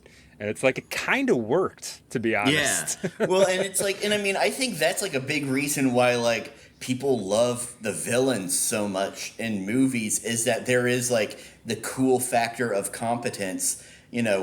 Like Anton Chigurh or Darth Vader or Michael Myers. It's like, what they're competent at is killing people, but it's like they do it very well, and they do it in a way that's not like they're not like lashing out and like doing crimes of passion stuff. It's like, hey man, I'm sorry I had to be like this. So Right. See you on the other Right. side someday. Right. And then even when we do get like a serial killer, like a sympathetic serial killer villain, it's somebody like Hannibal Lecter, who is like, it is like super methodical. It's like an aesthetic thing. It's like he's kind of an artist through a glass Yeah. darkly, sort of, right? So there is like this, and he doesn't lose his cool. He always kind of knows what he's doing, and there's always a plan.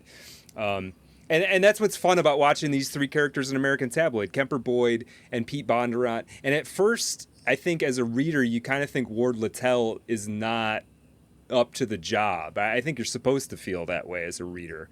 And, by the end, he clearly does gain that same level of kind of competence that sort of Kemper Boyd has. But he does kind of start out flailing. I mean, there's stuff he does early on, these various like robbing mafia guys and like tracking down where they're keeping money in a bus locker and robbing it. Like the balls of doing that stuff is almost inspiring at a certain level. Like Ward Littell does become the like you can just do things guy for sure. Absolutely. But he doesn't really start out that way. Yeah. I love this stuff where it's like there's like this one part where it's like he had 8 drinks over his limit, and it's like it seems like his limit was like 4 or 5, and so it's like, Jesus, dude, you had like what, 15 drinks? Blackout drunk. Yeah.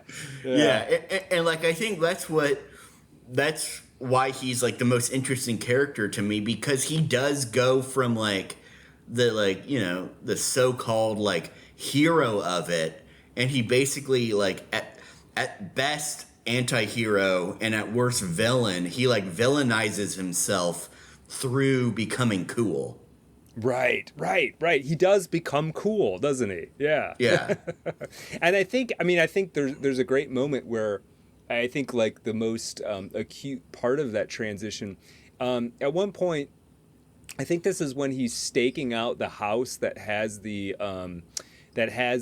sort of second secret Teamster books. The Jules Schifrin house. Jules Schifrin, yeah. And then Bondurant has some guys just like beat him within an inch of his life, and he actually looks different after that. Like he looks tough after that, whereas before he didn't. That seems to be like his transition, just like the fact that he survived that and kind of kept carrying on. I'm not sure how his alcohol tracks with that, because at some point he does kind of clean up. He does clean up his drinking. It might be around then, but no, because he doesn't quit drinking until after he gets his hands on the Teamster papers. I don't think. And then also even how he gets the Teamster papers. I don't know if you remember this. Like, he literally just fires a shotgun into the wall. It, like, I don't remember. It's like dozens of times, basically. Just blows out the entire structure around the safe in order to get his hands it like out. talked about him like inhaling like wood vapor somehow. Like, and like that's where like the whole sort of like Robert Crumb quality of Ellroy comes to play for me, because like to me it's not like Robert Crumb specifically focused on like sex with large women, which nothing wrong with that. Right?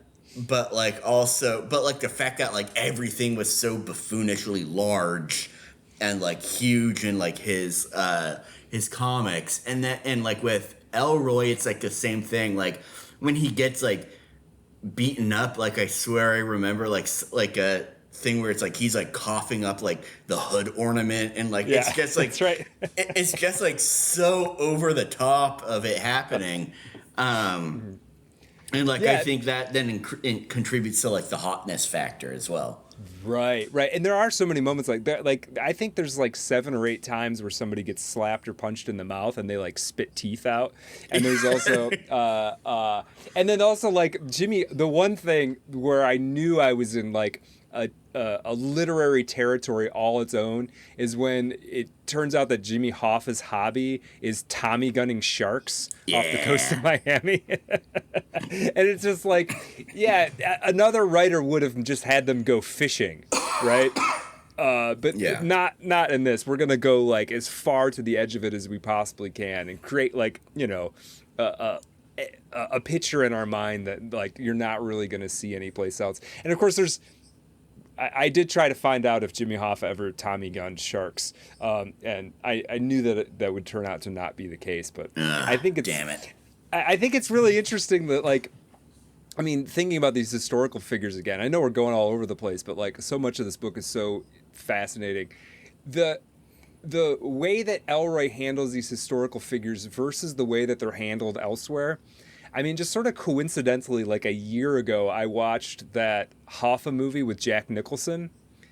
And Hoffa in the Jack Nicholson, which I think it was directed by Danny DeVito. I don't know who wrote it. But in that version, Jimmy Hoffa is like he's a tough guy and he's flawed, but he sort of has a heart of gold, kind of. Like, he really did start out doing it for the working man kind of thing, And I don't know how much truth there is to that, but like you compare it to the version that shows up in Ellroy's book, and this dude is he's just a psychopath. Fundamentally. Yeah, he's just like a psycho slob, basically. And now it's like, now I don't know which one. Now the image in my head of Hoffa is this guy in Ellroy's book, as opposed to Jack Nicholson. So it's interesting how he's been able to reverse that. And and like I think that treatment of like historical figures also sort of like helps to like inoculate yourself against any too much reverence for any like contemporary one, because it's like, even if it's not true that it's not literally true of Hoffa machine gunning sharks and just being like this psycho slob dude, but like it just feels true. And then like by the same, it's like you can just like transpose that like kind of understanding to like contemporary ones where it's like, it's like, they may be doing things that are great for you or bad for you or whatever, but ultimately it's like, I mean, when like the cameras are off and they're in their private lives, they're just like normal people that have to like piss and shit just like everyone else. Right. And so they may have appetites that are even abnormal. Exactly. To a certain degree. And so it's a clear pill, as they say. Yeah, for sure. Well, now this brings me to like another question I wanted to ask, and I don't have a total order for any of this stuff, but like, or another thing I wanted to bring up. I mean, okay, so we're still talking about the JFK assassination to a certain degree, and we, even some purportedly new papers came out just fairly recently since Trump took over, though that seems to have been kind of a whole bunch of nothing as far as I can tell. What do you think of is there like in your lifetime a historical event that you think could bear the sort of interpretive weight that the JFK assassination has? Like, is there something that 20, 30 years from now will have multiple books with drastically different perspectives on them? Let's see. I'm trying to think. Well, actually, when I was again in high school, I did try to start writing like my own version of like the Underworld USA trilogy that started with like the LA riots after Rodney King in like 1992 and then ends like and then goes through like 9/11 and like Oh, interesting. basically how like a South Central crack dealer somehow gets involved in that. So I guess like 9/11 would be a big one. I know you had tweeted something about Epstein and how that would be a good one. Which also, I mean, that would also just be great in terms of like, like the sort of like bold-faced historical figures sort of like leaping out at the text where it's like, oh, you see that such and such famous person, and it's like, okay, you know what's going to happen. I guess. Yeah. I You could guess plausibly put like any well-known person in the Epstein version too, right? Like, yeah, it's like yeah, you just have Matt Groening show up at some right, point and right, right. like 3 years before 2019, and you're like, okay, I know what he's gonna do.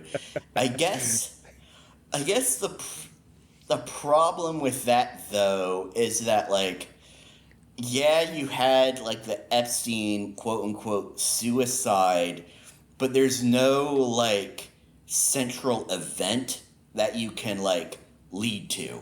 And I think the Right. reason like the JFK assassination is still so compelling from like that storytelling perspective is that like there had to have been like a moment where the plot started.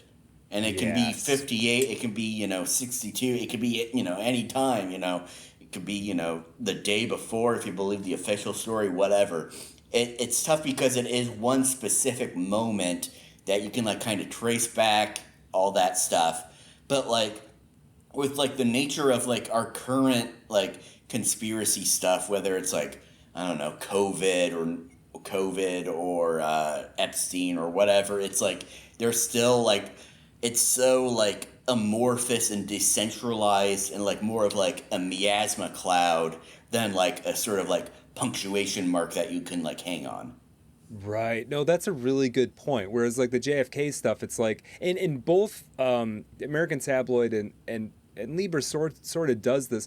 In Libra, the assassination doesn't take place totally off the page, but it's almost like it's so after all the buildup, it's I don't know, it's like a paragraph or something, and it's Yeah. kind of over. And then here in American Tabloid, I mean, I think technically it doesn't even actually happen. Yeah, it's like Yet. right up to that moment. Right, but like everybody already knows that event, so you don't even have to actually talk about the actual shooting. It sort of just provides this like this tension throughout the entire book. Whereas you're right, like the Epstein thing, it's like, I mean, I guess you could do the suicide thing, but we don't have an image in our head of that. Like we don't like the controversy over what happened is like specifically suicide or murder or did he not like we don't have we don't have that dramatic image of his head being blown back into the left Yeah. that we all have to like reckon with. It's all, yeah.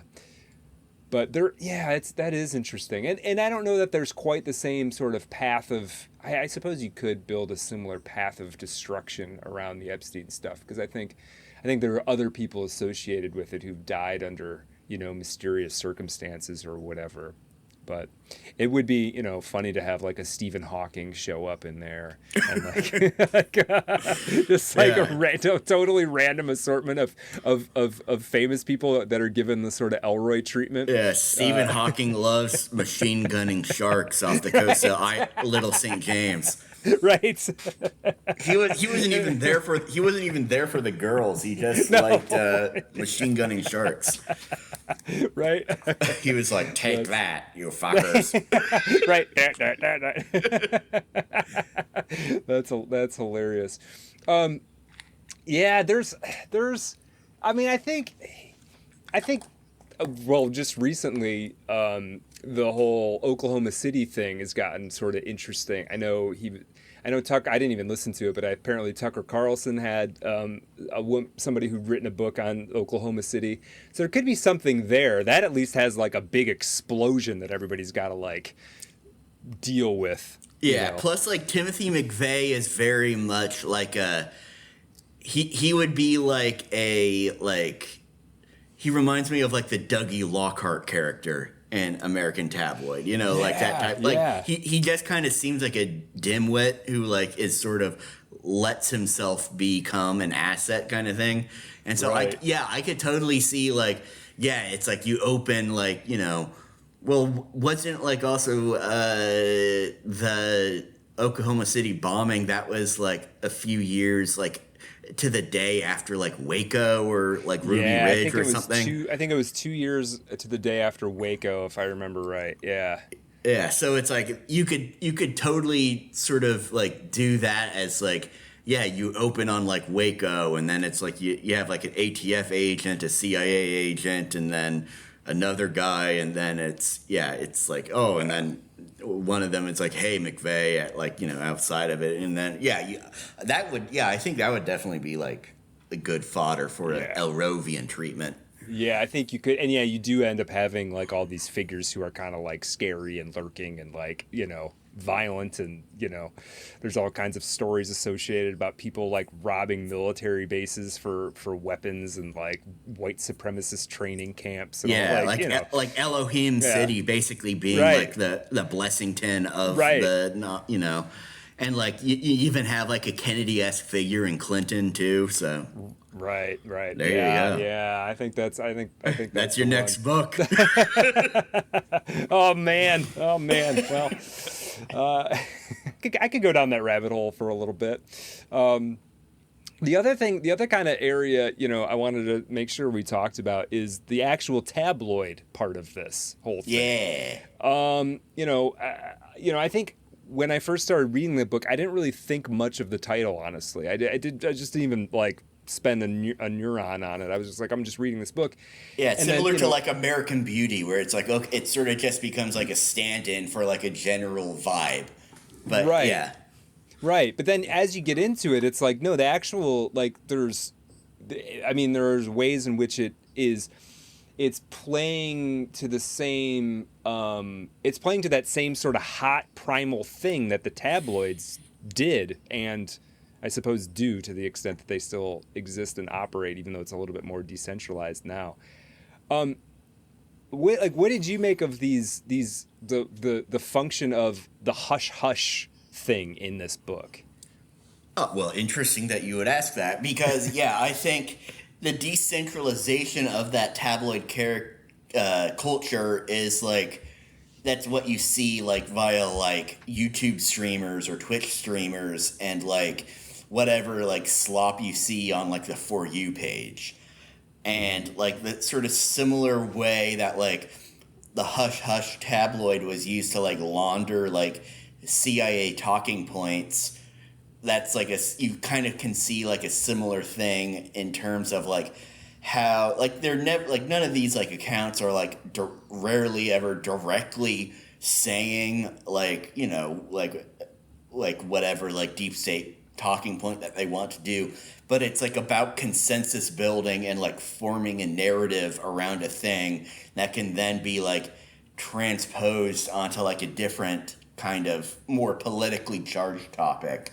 And then there's also kind of like a plausible deniability thing where like, you know, even if you just discount what you've like heard as like, oh, that's just something that's, you know, from the For You page or like something that like a streamer said, it then kind of like, unless you're, you know, highly inoculated against that stuff, it does sort of form like, Inception style, like a kernel in your brain of like, well, maybe, and then like repeated exposure to it like keeps, lets that kernel turn into a flower, so to speak.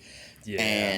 And like I think that's like the same thing in American Tabloid with Hush Hush, is that you could like easily be like, oh, well, that's just a scandal rag is saying that about the Cubans. And because it's discounted, there's no sort of like desire or like push for like oversight, because it's like, well, it's just a tabloid saying that, so who cares? And that lets the tabloid keep saying whatever it wants.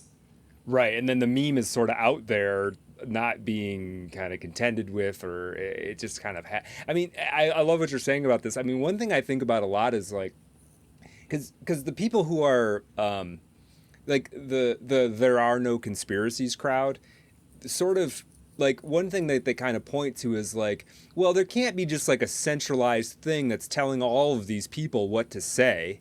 And I kind of agree sort of with that like it's not all sort of top down, but it is this sort of nebulous consensus building.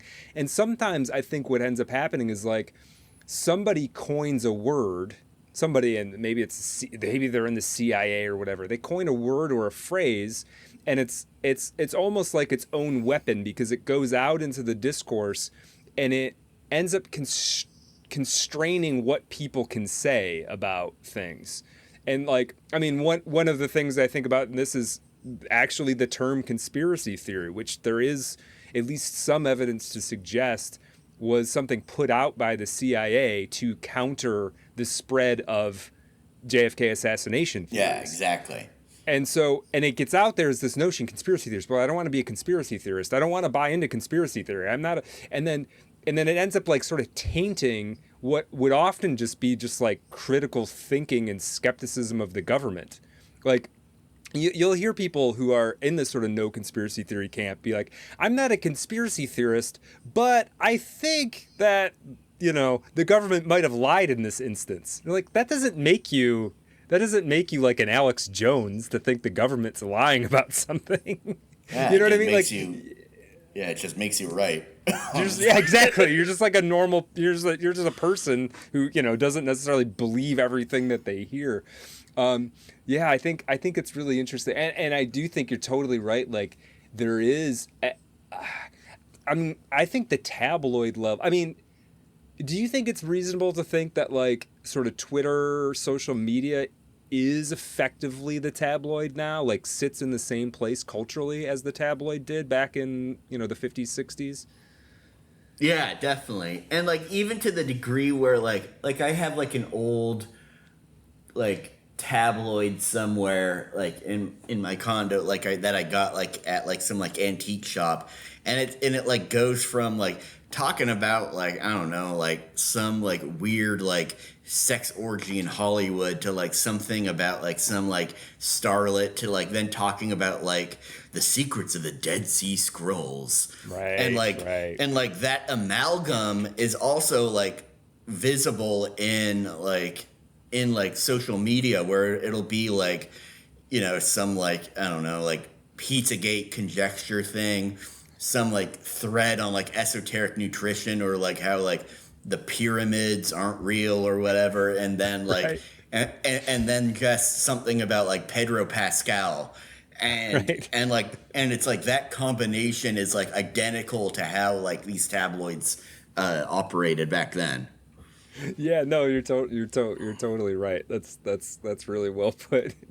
I think I love the pyramids aren't real. Like I'm like I said, I buy into some stuff. I don't buy into other stuff, but I love when they get super extreme like that. Like, yeah, like no, literally the pyramids aren't real, bro. Have you ever seen them? Like, I love when it goes that far, because then it's like, oh yeah, all bets are off at this point. But no, I think you make like a really good point, and it's interesting, and I think obviously Ellroy's putting his finger on it. There's this craving that we all have to like to there's a certain like salaciousness isn't necessarily just about sex or just about drugs or just about like those kinds of scandals, but it does kind of leak into this other stuff because, you know, if Kennedy can be a basically like a extremely handsome, well-spoken, elder statesman in training, but and in his real life he's banging everything that moves, and he's like got Dr. Feelgood injecting him with drugs all the time, and he's got like mob ties and all of this, then it's like, well, like mightn't everything have those two sides to it, right? So like the scientific enterprise and anthropology and archaeology, and like might not everything have sort of these two aspects? And I feel like the tabloids take you into those, at least used to take you into that place, and certainly certain corners of social media kind of take you into that place. Oh yeah. And like I've been reading about, and for people who are listening, on the madness portion, when that comes out behind the paywall, madmethodpod.com/subscribe, I am going to go deep on Confidential magazine, the history of Confidential magazine, which inspired Hush Hush and in American Tabloid, and inspired Ellroy, and it's the style that a Confidential article would be in the style that Ellroy is doing when he does those document inserts, the bits written by Lenny Sands, etc. But Ellroy's cranking them up even further, which is kind of cool to see. Definitely. But there was also a series of books called that was like Chicago Confidential, Washington Confidential, and like in that stuff. And I actually have like a vintage copy of the Washington D.C. Confidential. And, oh, cool.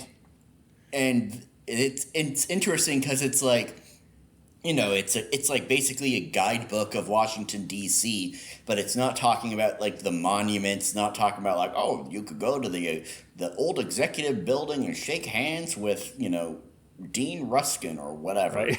Right. There's like a list of like the then active like brothels in Washington D.C.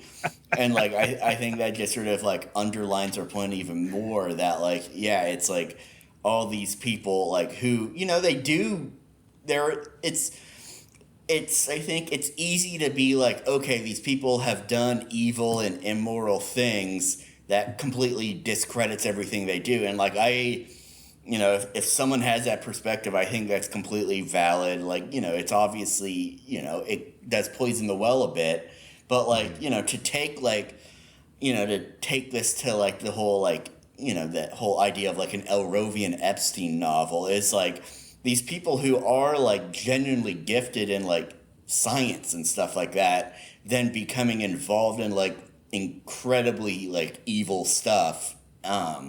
I think that's it's a tough thing to thread.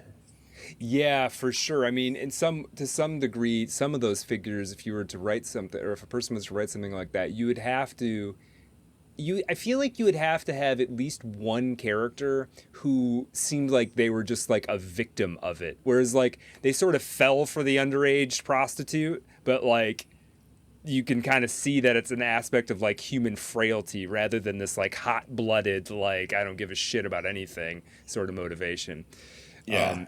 It's super interesting. There's and yeah, like that's the thing is like to me it's like you read this American Tabloid and like let's say JFK's private life and the things he said is pretty much exactly like they come across in American Tabloid. Obviously it's hyperbolic in a lot of ways, but a lot of it is sort of at least notionally or directionally true. Like to me that doesn't necessarily mean that he was a bad president relative to other presidents. It just it just means that the public image and the private life don't really match up. Like yeah, exactly. Like I'm glad he was president during the Cuban Missile Crisis. Right. Yeah, exactly. And yeah, and you can look back and I'm sure find a particular decision of his that could have been better or what. I mean, it's easy to Monday morning quarterback stuff in history, but yeah, and so I mean, part of it is a certain, I think, like accepting that duality in public figures is is kind of losing a degree of naivete. Like, not that they shouldn't be punished if they commit crimes in their personal life or whatever, but just like not expecting them to be something more than a human being that's got their own sort of predilections or whatever. I feel like it's just, we're all just more mature if we're like, yeah, he probably sleeps around. Yeah, yeah, and yeah, again, emphasizing, you know, obviously if they do crimes, it's a very bad thing. But it's like, it's just so weird to me when like people will get up in arms about like what like a celebrity believes, because it's like, you know, I mean, you know, the way things used to be, like an actor would have been seen as like less than like a prostitute, and it's Right. like, well, so it's like, who gives a shit about like what like Pedro Pascal or like Sydney Sweeney believes? Because ultimately, it's like completely like it doesn't matter, because it's, you know, they're celebrities, they're not people. Right. Well, like in a way, right? Because they're a publicly, especially the higher their level of fame are, they're a manufactured image of a person intended to sell. Like I, you know, I remember this happened when I was like, I don't know, I was probably like 17 or 18. I'm trying to think of who the actor was. Maybe it was George Clooney. I remember watching something with somebody else. This guy who I was friends with, who was like a year or two older. I think we were watching a movie with George Clooney in it, and I said something about the fact that I really liked George Clooney. And this person, and it opened my eyes in a major way. And this friend of mine was like, "Yeah, his job is that you like him. Like, Yeah. that's why he's there. Everybody likes him. That's the whole thing. Like, it's not like you're unique in liking him. That's literally his job, is for you to like him." And so, yeah, you know, obviously, I don't know what's going on in his personal life. I don't really care. But like, you see these public figures, and obviously there's more going on beneath the surface. But it is interesting how like the salacious details we get now are like, oh no, they're actually a Republican. Like, whereas it used to be, it used to be that they were like a philanderer or something. Yeah. And it feels like we don't get as many of those kinds of stories as we used to. Yeah, it's like weird. It's like, you know, my mom will like, she'll like rant about like some like she'll like rant about like, oh, Dean Cain being like a Trump supporter and stuff. But then it's like, well, when was like the last time you've like thought about like Dean Cain anyway? Like, who Right. gives a shit what like Right, like yeah, the exactly. star of like Lois and Clark in the 90s, like fucking, like, who cares? Right. Oh yeah. Now I'm gonna stop my support of Dean Cain. Right. Yeah. That's pretty funny. Like, it is funny that you and then it just brings to mind like, okay, then what is the sort of secondary function of these tabloids? I mean, is it on some level to sort of pull the levels of outrage and reaction? You know, like, Yeah, exactly. it's like, we're gonna get people pissed off about this now, and we're gonna get them pissed off about that now, and sometimes it does get to feel like kind of, I almost don't even want to talk about it in terms of a specific subject, because then you're sort of playing the game to a certain level. But you know, the tabloid thing always kind of did that. I'm reading about this Confidential magazine, and it's funny, they're doing well, one just kind of quick thing. One of the major writers and at some point an editor for Confidential magazine was this guy, Charles Rushmore, I think his name was. And he had originally worked for the Daily Worker, which was the communist newspaper. He'd been writing a review of Gone with the Wind, and he loved it, but the official communist stance is that Gone with the Wind is like racist, or, you know, racist and imperialist or whatever. And so he ended up getting fired from the Daily Worker, and then he made it his mission in life to combat communism with just insane muckraking tabloid journalism. And so that's what Confidential magazine ended up being. He was actually before he got onto Confidential magazine, he was like he was in Joseph McCarthy's like team of advisors doing research on people for like HUAC and stuff like that. Right, like yeah, like he would investigate like Lucille Ball or whatever. Yeah, and then that goes back. Yeah. It's like who give it, like it's like the opposite of like political direction. It's like, yeah, I can't. My world is completely shaken. I can't believe Montgomery Clift was a card-carrying communist. Yeah, exactly. It's like, who cares? Right. And it's not even like a what side of the politics are you on? Like literally, who cares about, but it does speak to something really. And so, how this Rushmore guy would frequently go after people is he wouldn't necessarily attack their politics. He would find something salacious about them. So when it came to like Lucille Ball, it was that Desi Arnaz was cheating on her. Right. And when it came to like, he went after J. Robert. There was a big article in Confidential written by Rushmore about J. Robert Oppenheimer because he'd had and that's in the Oppenheimer film. He sleeps with this student, and she's a card-carrying communist. And now, oh no, is J. Robert Oppenheimer, playing both sides.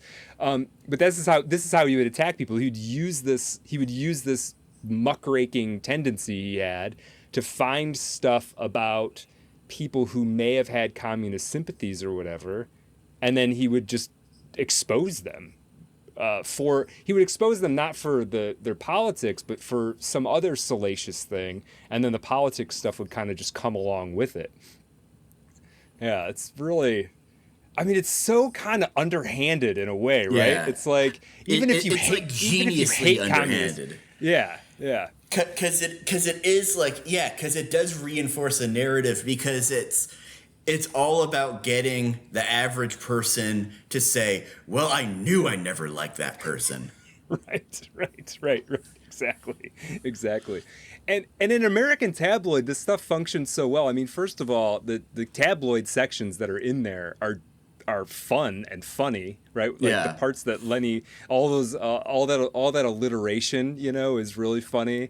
And it's funny how much Lenny Sands likes doing it, like how well he transitions to it.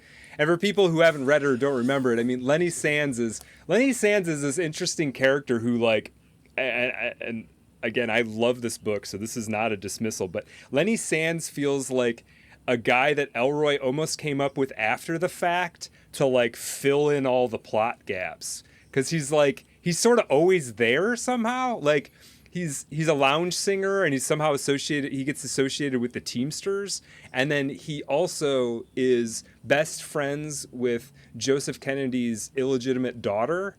So he runs into Kemper Boyd there. And then he also ends up working for Howard Hughes doing this muckraking stuff for the he's sort of always in the scene to some level. We're talking about Lenny Sands a little bit. And I guess I'm curious, are there any characters that we kind of haven't mentioned that are sort of salient and glowing to you? Let's see. Yeah, because Lenny Sands he could have been the fourth narrator of the story. And I do love his character because it's he basically gets strong-armed into this because he gets blackmailed about killing a mob guy. And because of his homosexuality and stuff, but then he really does take to his role as the hush hush maestro. Right, he loves it. Yeah. And then I don't know. I'm trying to think who else could be. I can't really think of any. I liked what is the name of the twist dancer that shows up, the twist performer that becomes Pete Bondurant's Barb, I think. Barb Jehelic or something like that. She's interesting because she comes out of left field and she's super good, and also it's funny that she's exactly Pete Bondurant's dream woman because earlier on in the book, there's this point where Pete Bondurant says something like, if I could just find a beautiful woman who was experienced in extortion.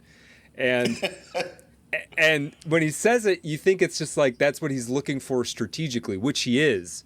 But also you kind of learn that like no, that's his type is a woman who's experienced an extortion. So like as soon as he meets her, he totally falls head over heels in love. Yeah. Which And yeah. she's a Wisconsinite, so you have the Midwestern Oh affinity yeah, there.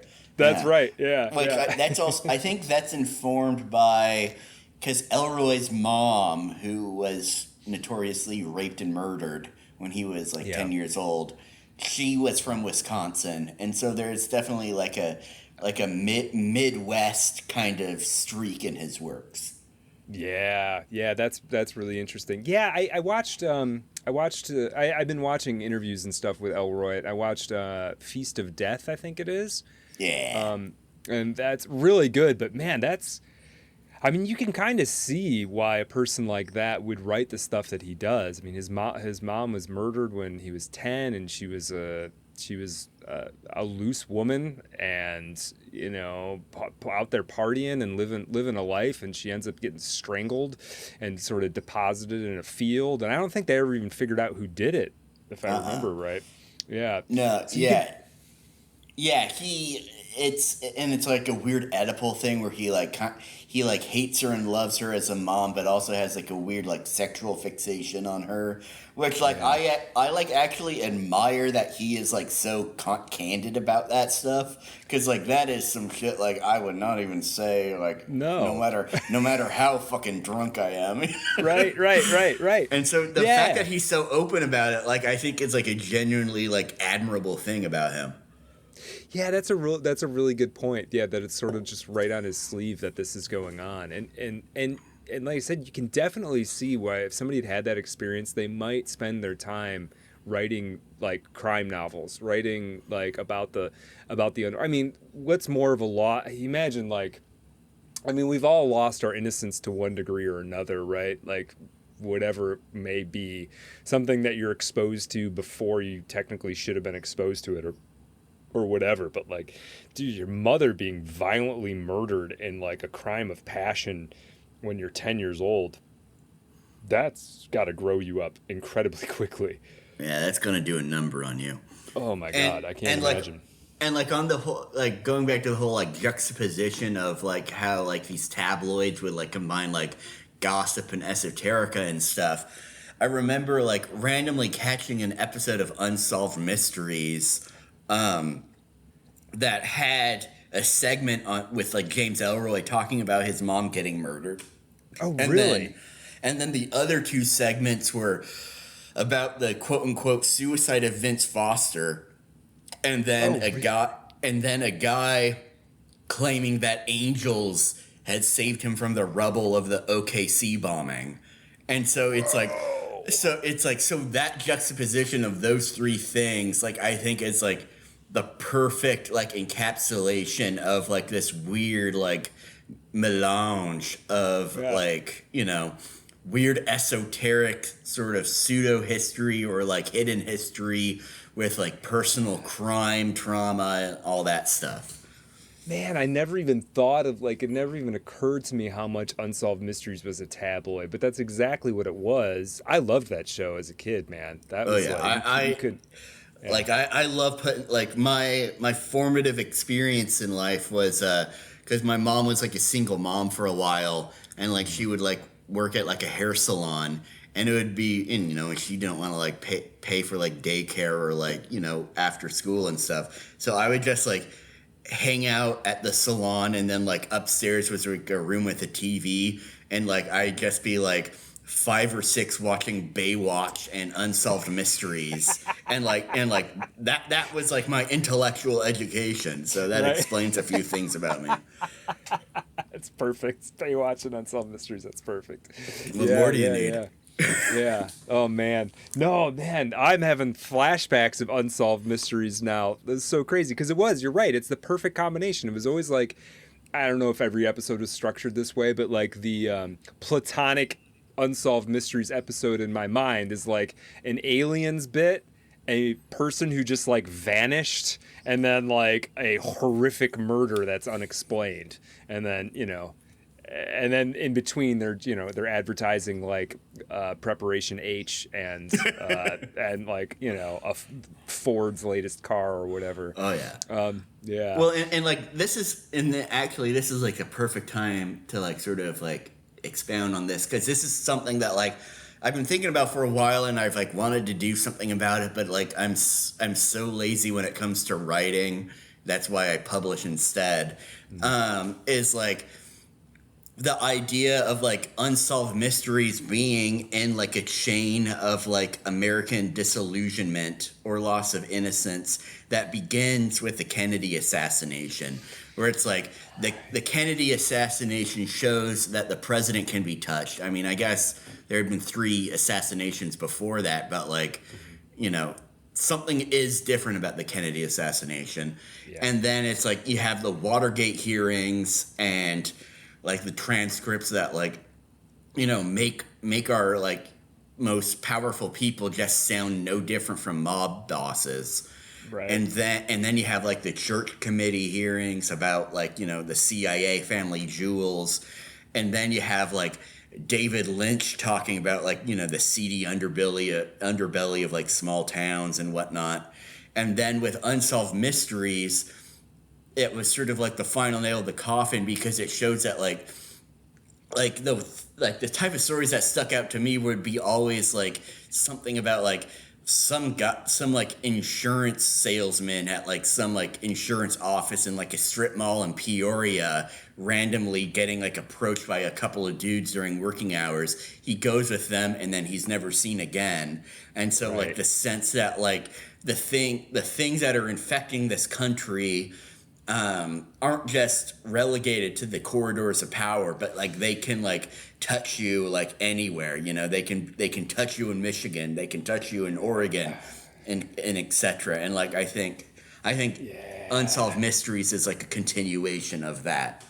Yeah, no, you're totally right. You're totally right. And then also sort of on the other end, it's also like it's almost like the ultimate commodification of all of this kind of thinking, right? It's like you have these actual things happening in the world, and then there's this like tabloids did, but even more so because I mean, I can't imagine how big the audience for Unsolved Mysteries was. I feel like almost everybody probably watched that. I mean, depending on how old the audience is listening to this, I mean, there used to just be TV shows that basically everybody watched. Yeah. Or, you know, like 2/3 of the country. Yeah, it really was. And Unsolved Mysteries is definitely on there. And, oh man, I'm remembering now, like you mentioned in terms of touching you. I remember when I was a kid, based on Unsolved Mysteries, my little friends and I, and this was like elementary school, my little friends and I, we, for a little while, were terrified that one of us would just disappear. Not that we would be like abducted and raped or whatever. Like we couldn't even imagine that. But literally that like we would turn the corner and then we would just be gone, because we saw that happen on Unsolved Mysteries. So we assumed that like this was part of the fabric of reality, is that sometimes people just disappeared. And they were never heard from again. Yeah, it's like when you're a little kid, it's like the whole idea of like stranger danger and like the, you know, the van with the candy and stuff is like, It's so abstract that like you do like think of it as like there's just like a portal that you can accidentally walk in and like disappear, you know? Yeah, it takes a while to understand what the motivations of those people could be. You know what I mean? Like you don't really like, why would a stranger want to pick you? It doesn't really make any sense. Well, and it's like a sad, like, I guess, catch-22, because it's like it is important to warn children about this stuff, because it is like a bad thing, obviously. But like it's also like you don't want to tell a little kid, be careful of strangers because they want to rape you. You know? Right. Yeah. You have to. Yeah. Because you have to explain like what. Yeah. No, you're totally right. That's its own sort of like loss of naivete for sure. Yeah.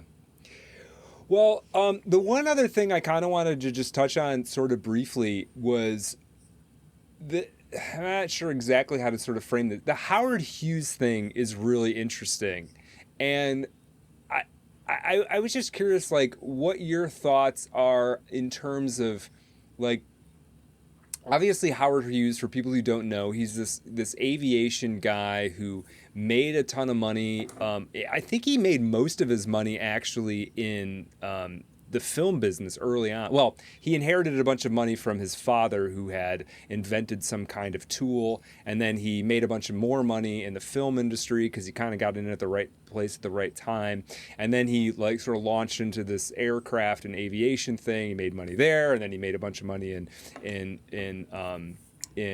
Las Vegas. And I don't think people maybe know like how rich he actually was. Apparently he was worth, in today's dollars, he was worth $55 billion, which would put him in like Elon Musk, Bill Gates level. I mean, we're talking like not just a rich guy, but like among the richest people who've ever lived.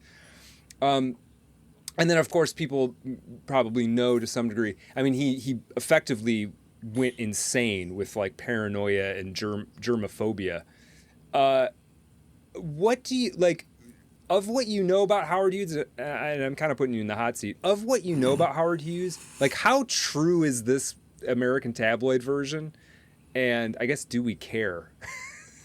I would say that the American tabloid version is very true, and I would contend that like it arguably like downplays some of his more eccentric characteristics.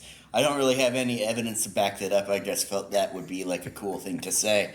But like, he was just such like a bizarre, like he genuinely is like one of the most bizarre figures in history, who just happened to be so wealthy that like he was able to like bend reality around his like eccentricities. Like, it fascinates me that, like, he was obsessed with the movie Ice Station Zebra, which is, like, from what, like, I've heard is kind of like a dog shit, like, a spy movie, like, very just sort of, like, whatever kind of thing, like a dime a dozen. Like, there's nothing, like, maybe it's not dog shit, it's just perfectly mediocre.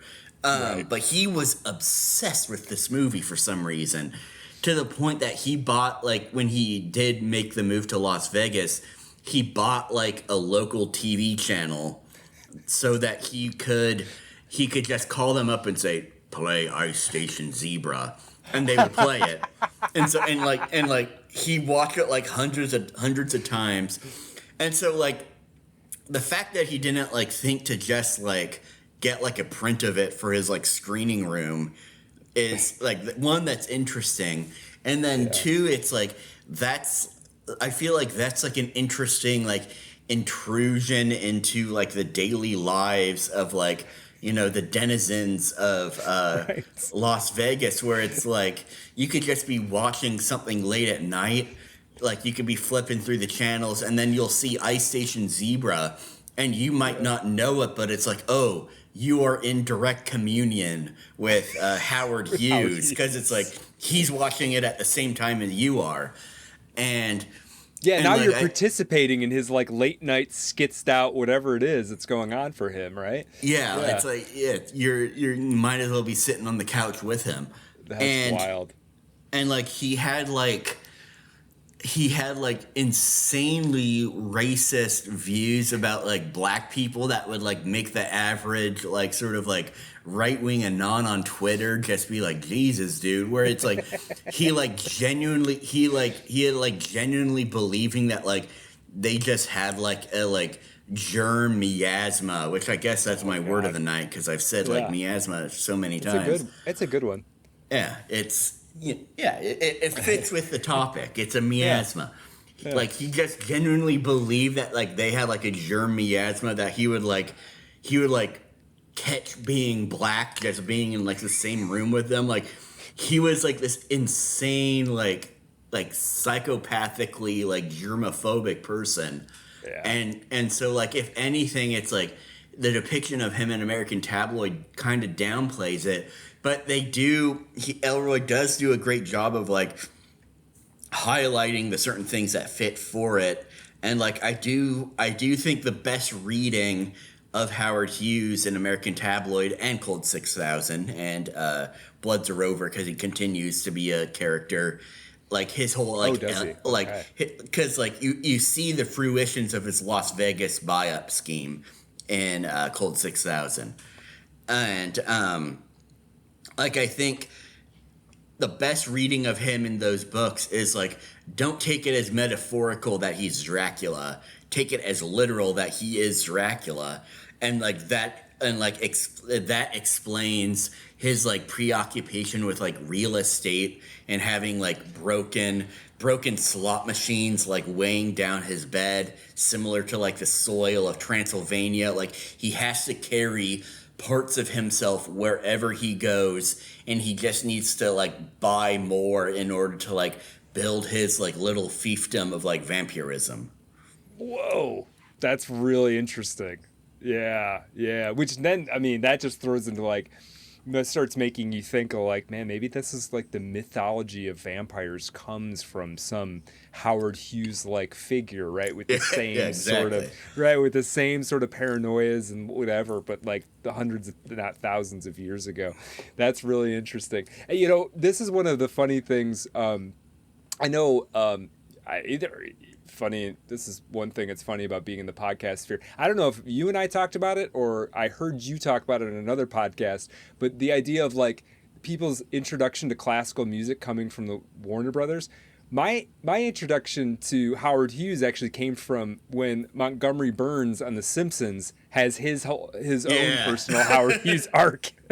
And he's got Kleenex boxes on his feet, and of course it's watered down for, you know, a family audience, but he's got Kleenex boxes on his feet and his hair's all grown out and he's storing jars of urine, and he wants to get in the Spruce Goose airplane, but it's a model, and he basically puts a gun to Smithers' head to get in. It's like, and that was one of those things like, you know, at that point when I saw that, I'd never heard of Howard Hughes. I had no idea what they were showing to me. It made no sense to me whatsoever.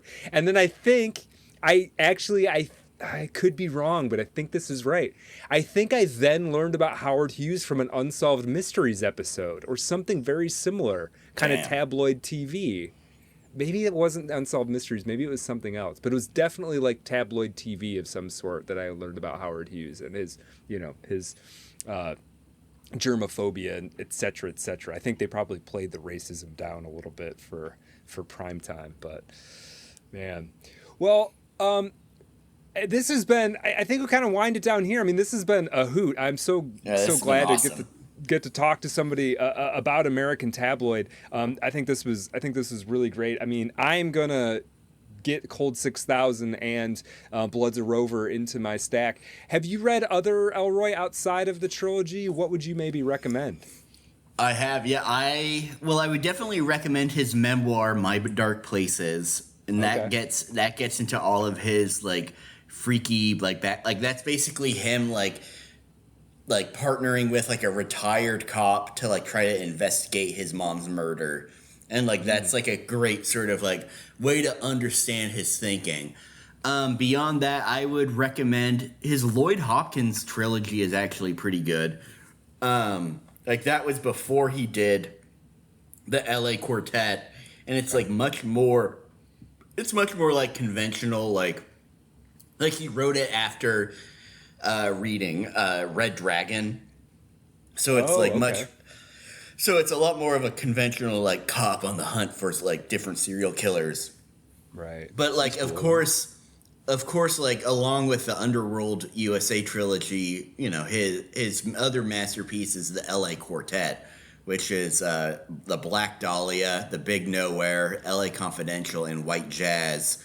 My personal favorites of those two are The Big Nowhere, because that's basically like Ellroy writing a giallo, and I've been very in the giallo mindset because the last special of 2025 for AppCon will be like a combination of like espionage and giallo stuff. It's going to be called Cloak and Dagger, and so nice, dude. Stoked for that one. And then awesome. White Jazz is like the one where, like, that's gonna be that is definitely a book where it's like you're gonna be turned off at first because it's the most telegraphic thing. Like it's like to the point where it's like had it not just been like shelved in like the crime fiction section of bookstores, it would be regarded as like experimental prose poetry. Like it's like that sort of like weird and different. Do you have so, to? yeah. Do you feel like that quartet, the LA quartet? Do you feel like? I mean, these all seem like very, very distinct books from each other. Could a person just read White Jazz, or do you have to start at the beginning?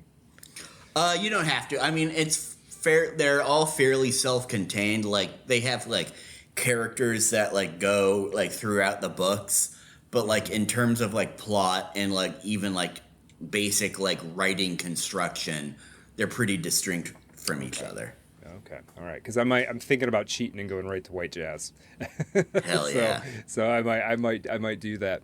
Well, awesome. Yeah, people.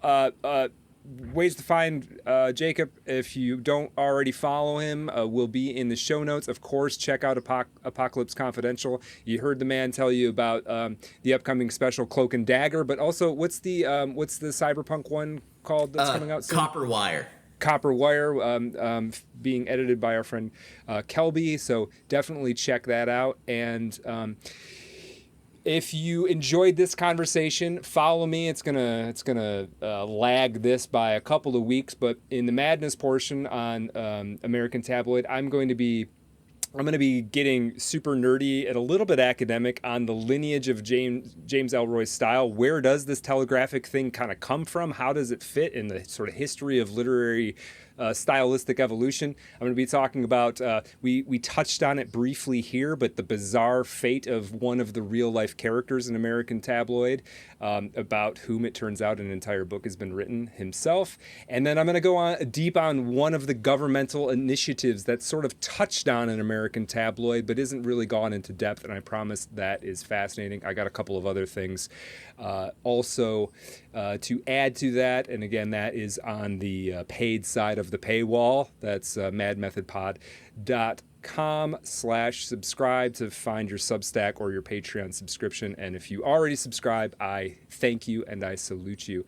Jacob, thank you so much for your time. This was, I had high expectations and this blew those all out of the water. So this was so much fun. Thank you so much. Yeah, thank you so much. This was awesome. Yeah. All right. See y'all later.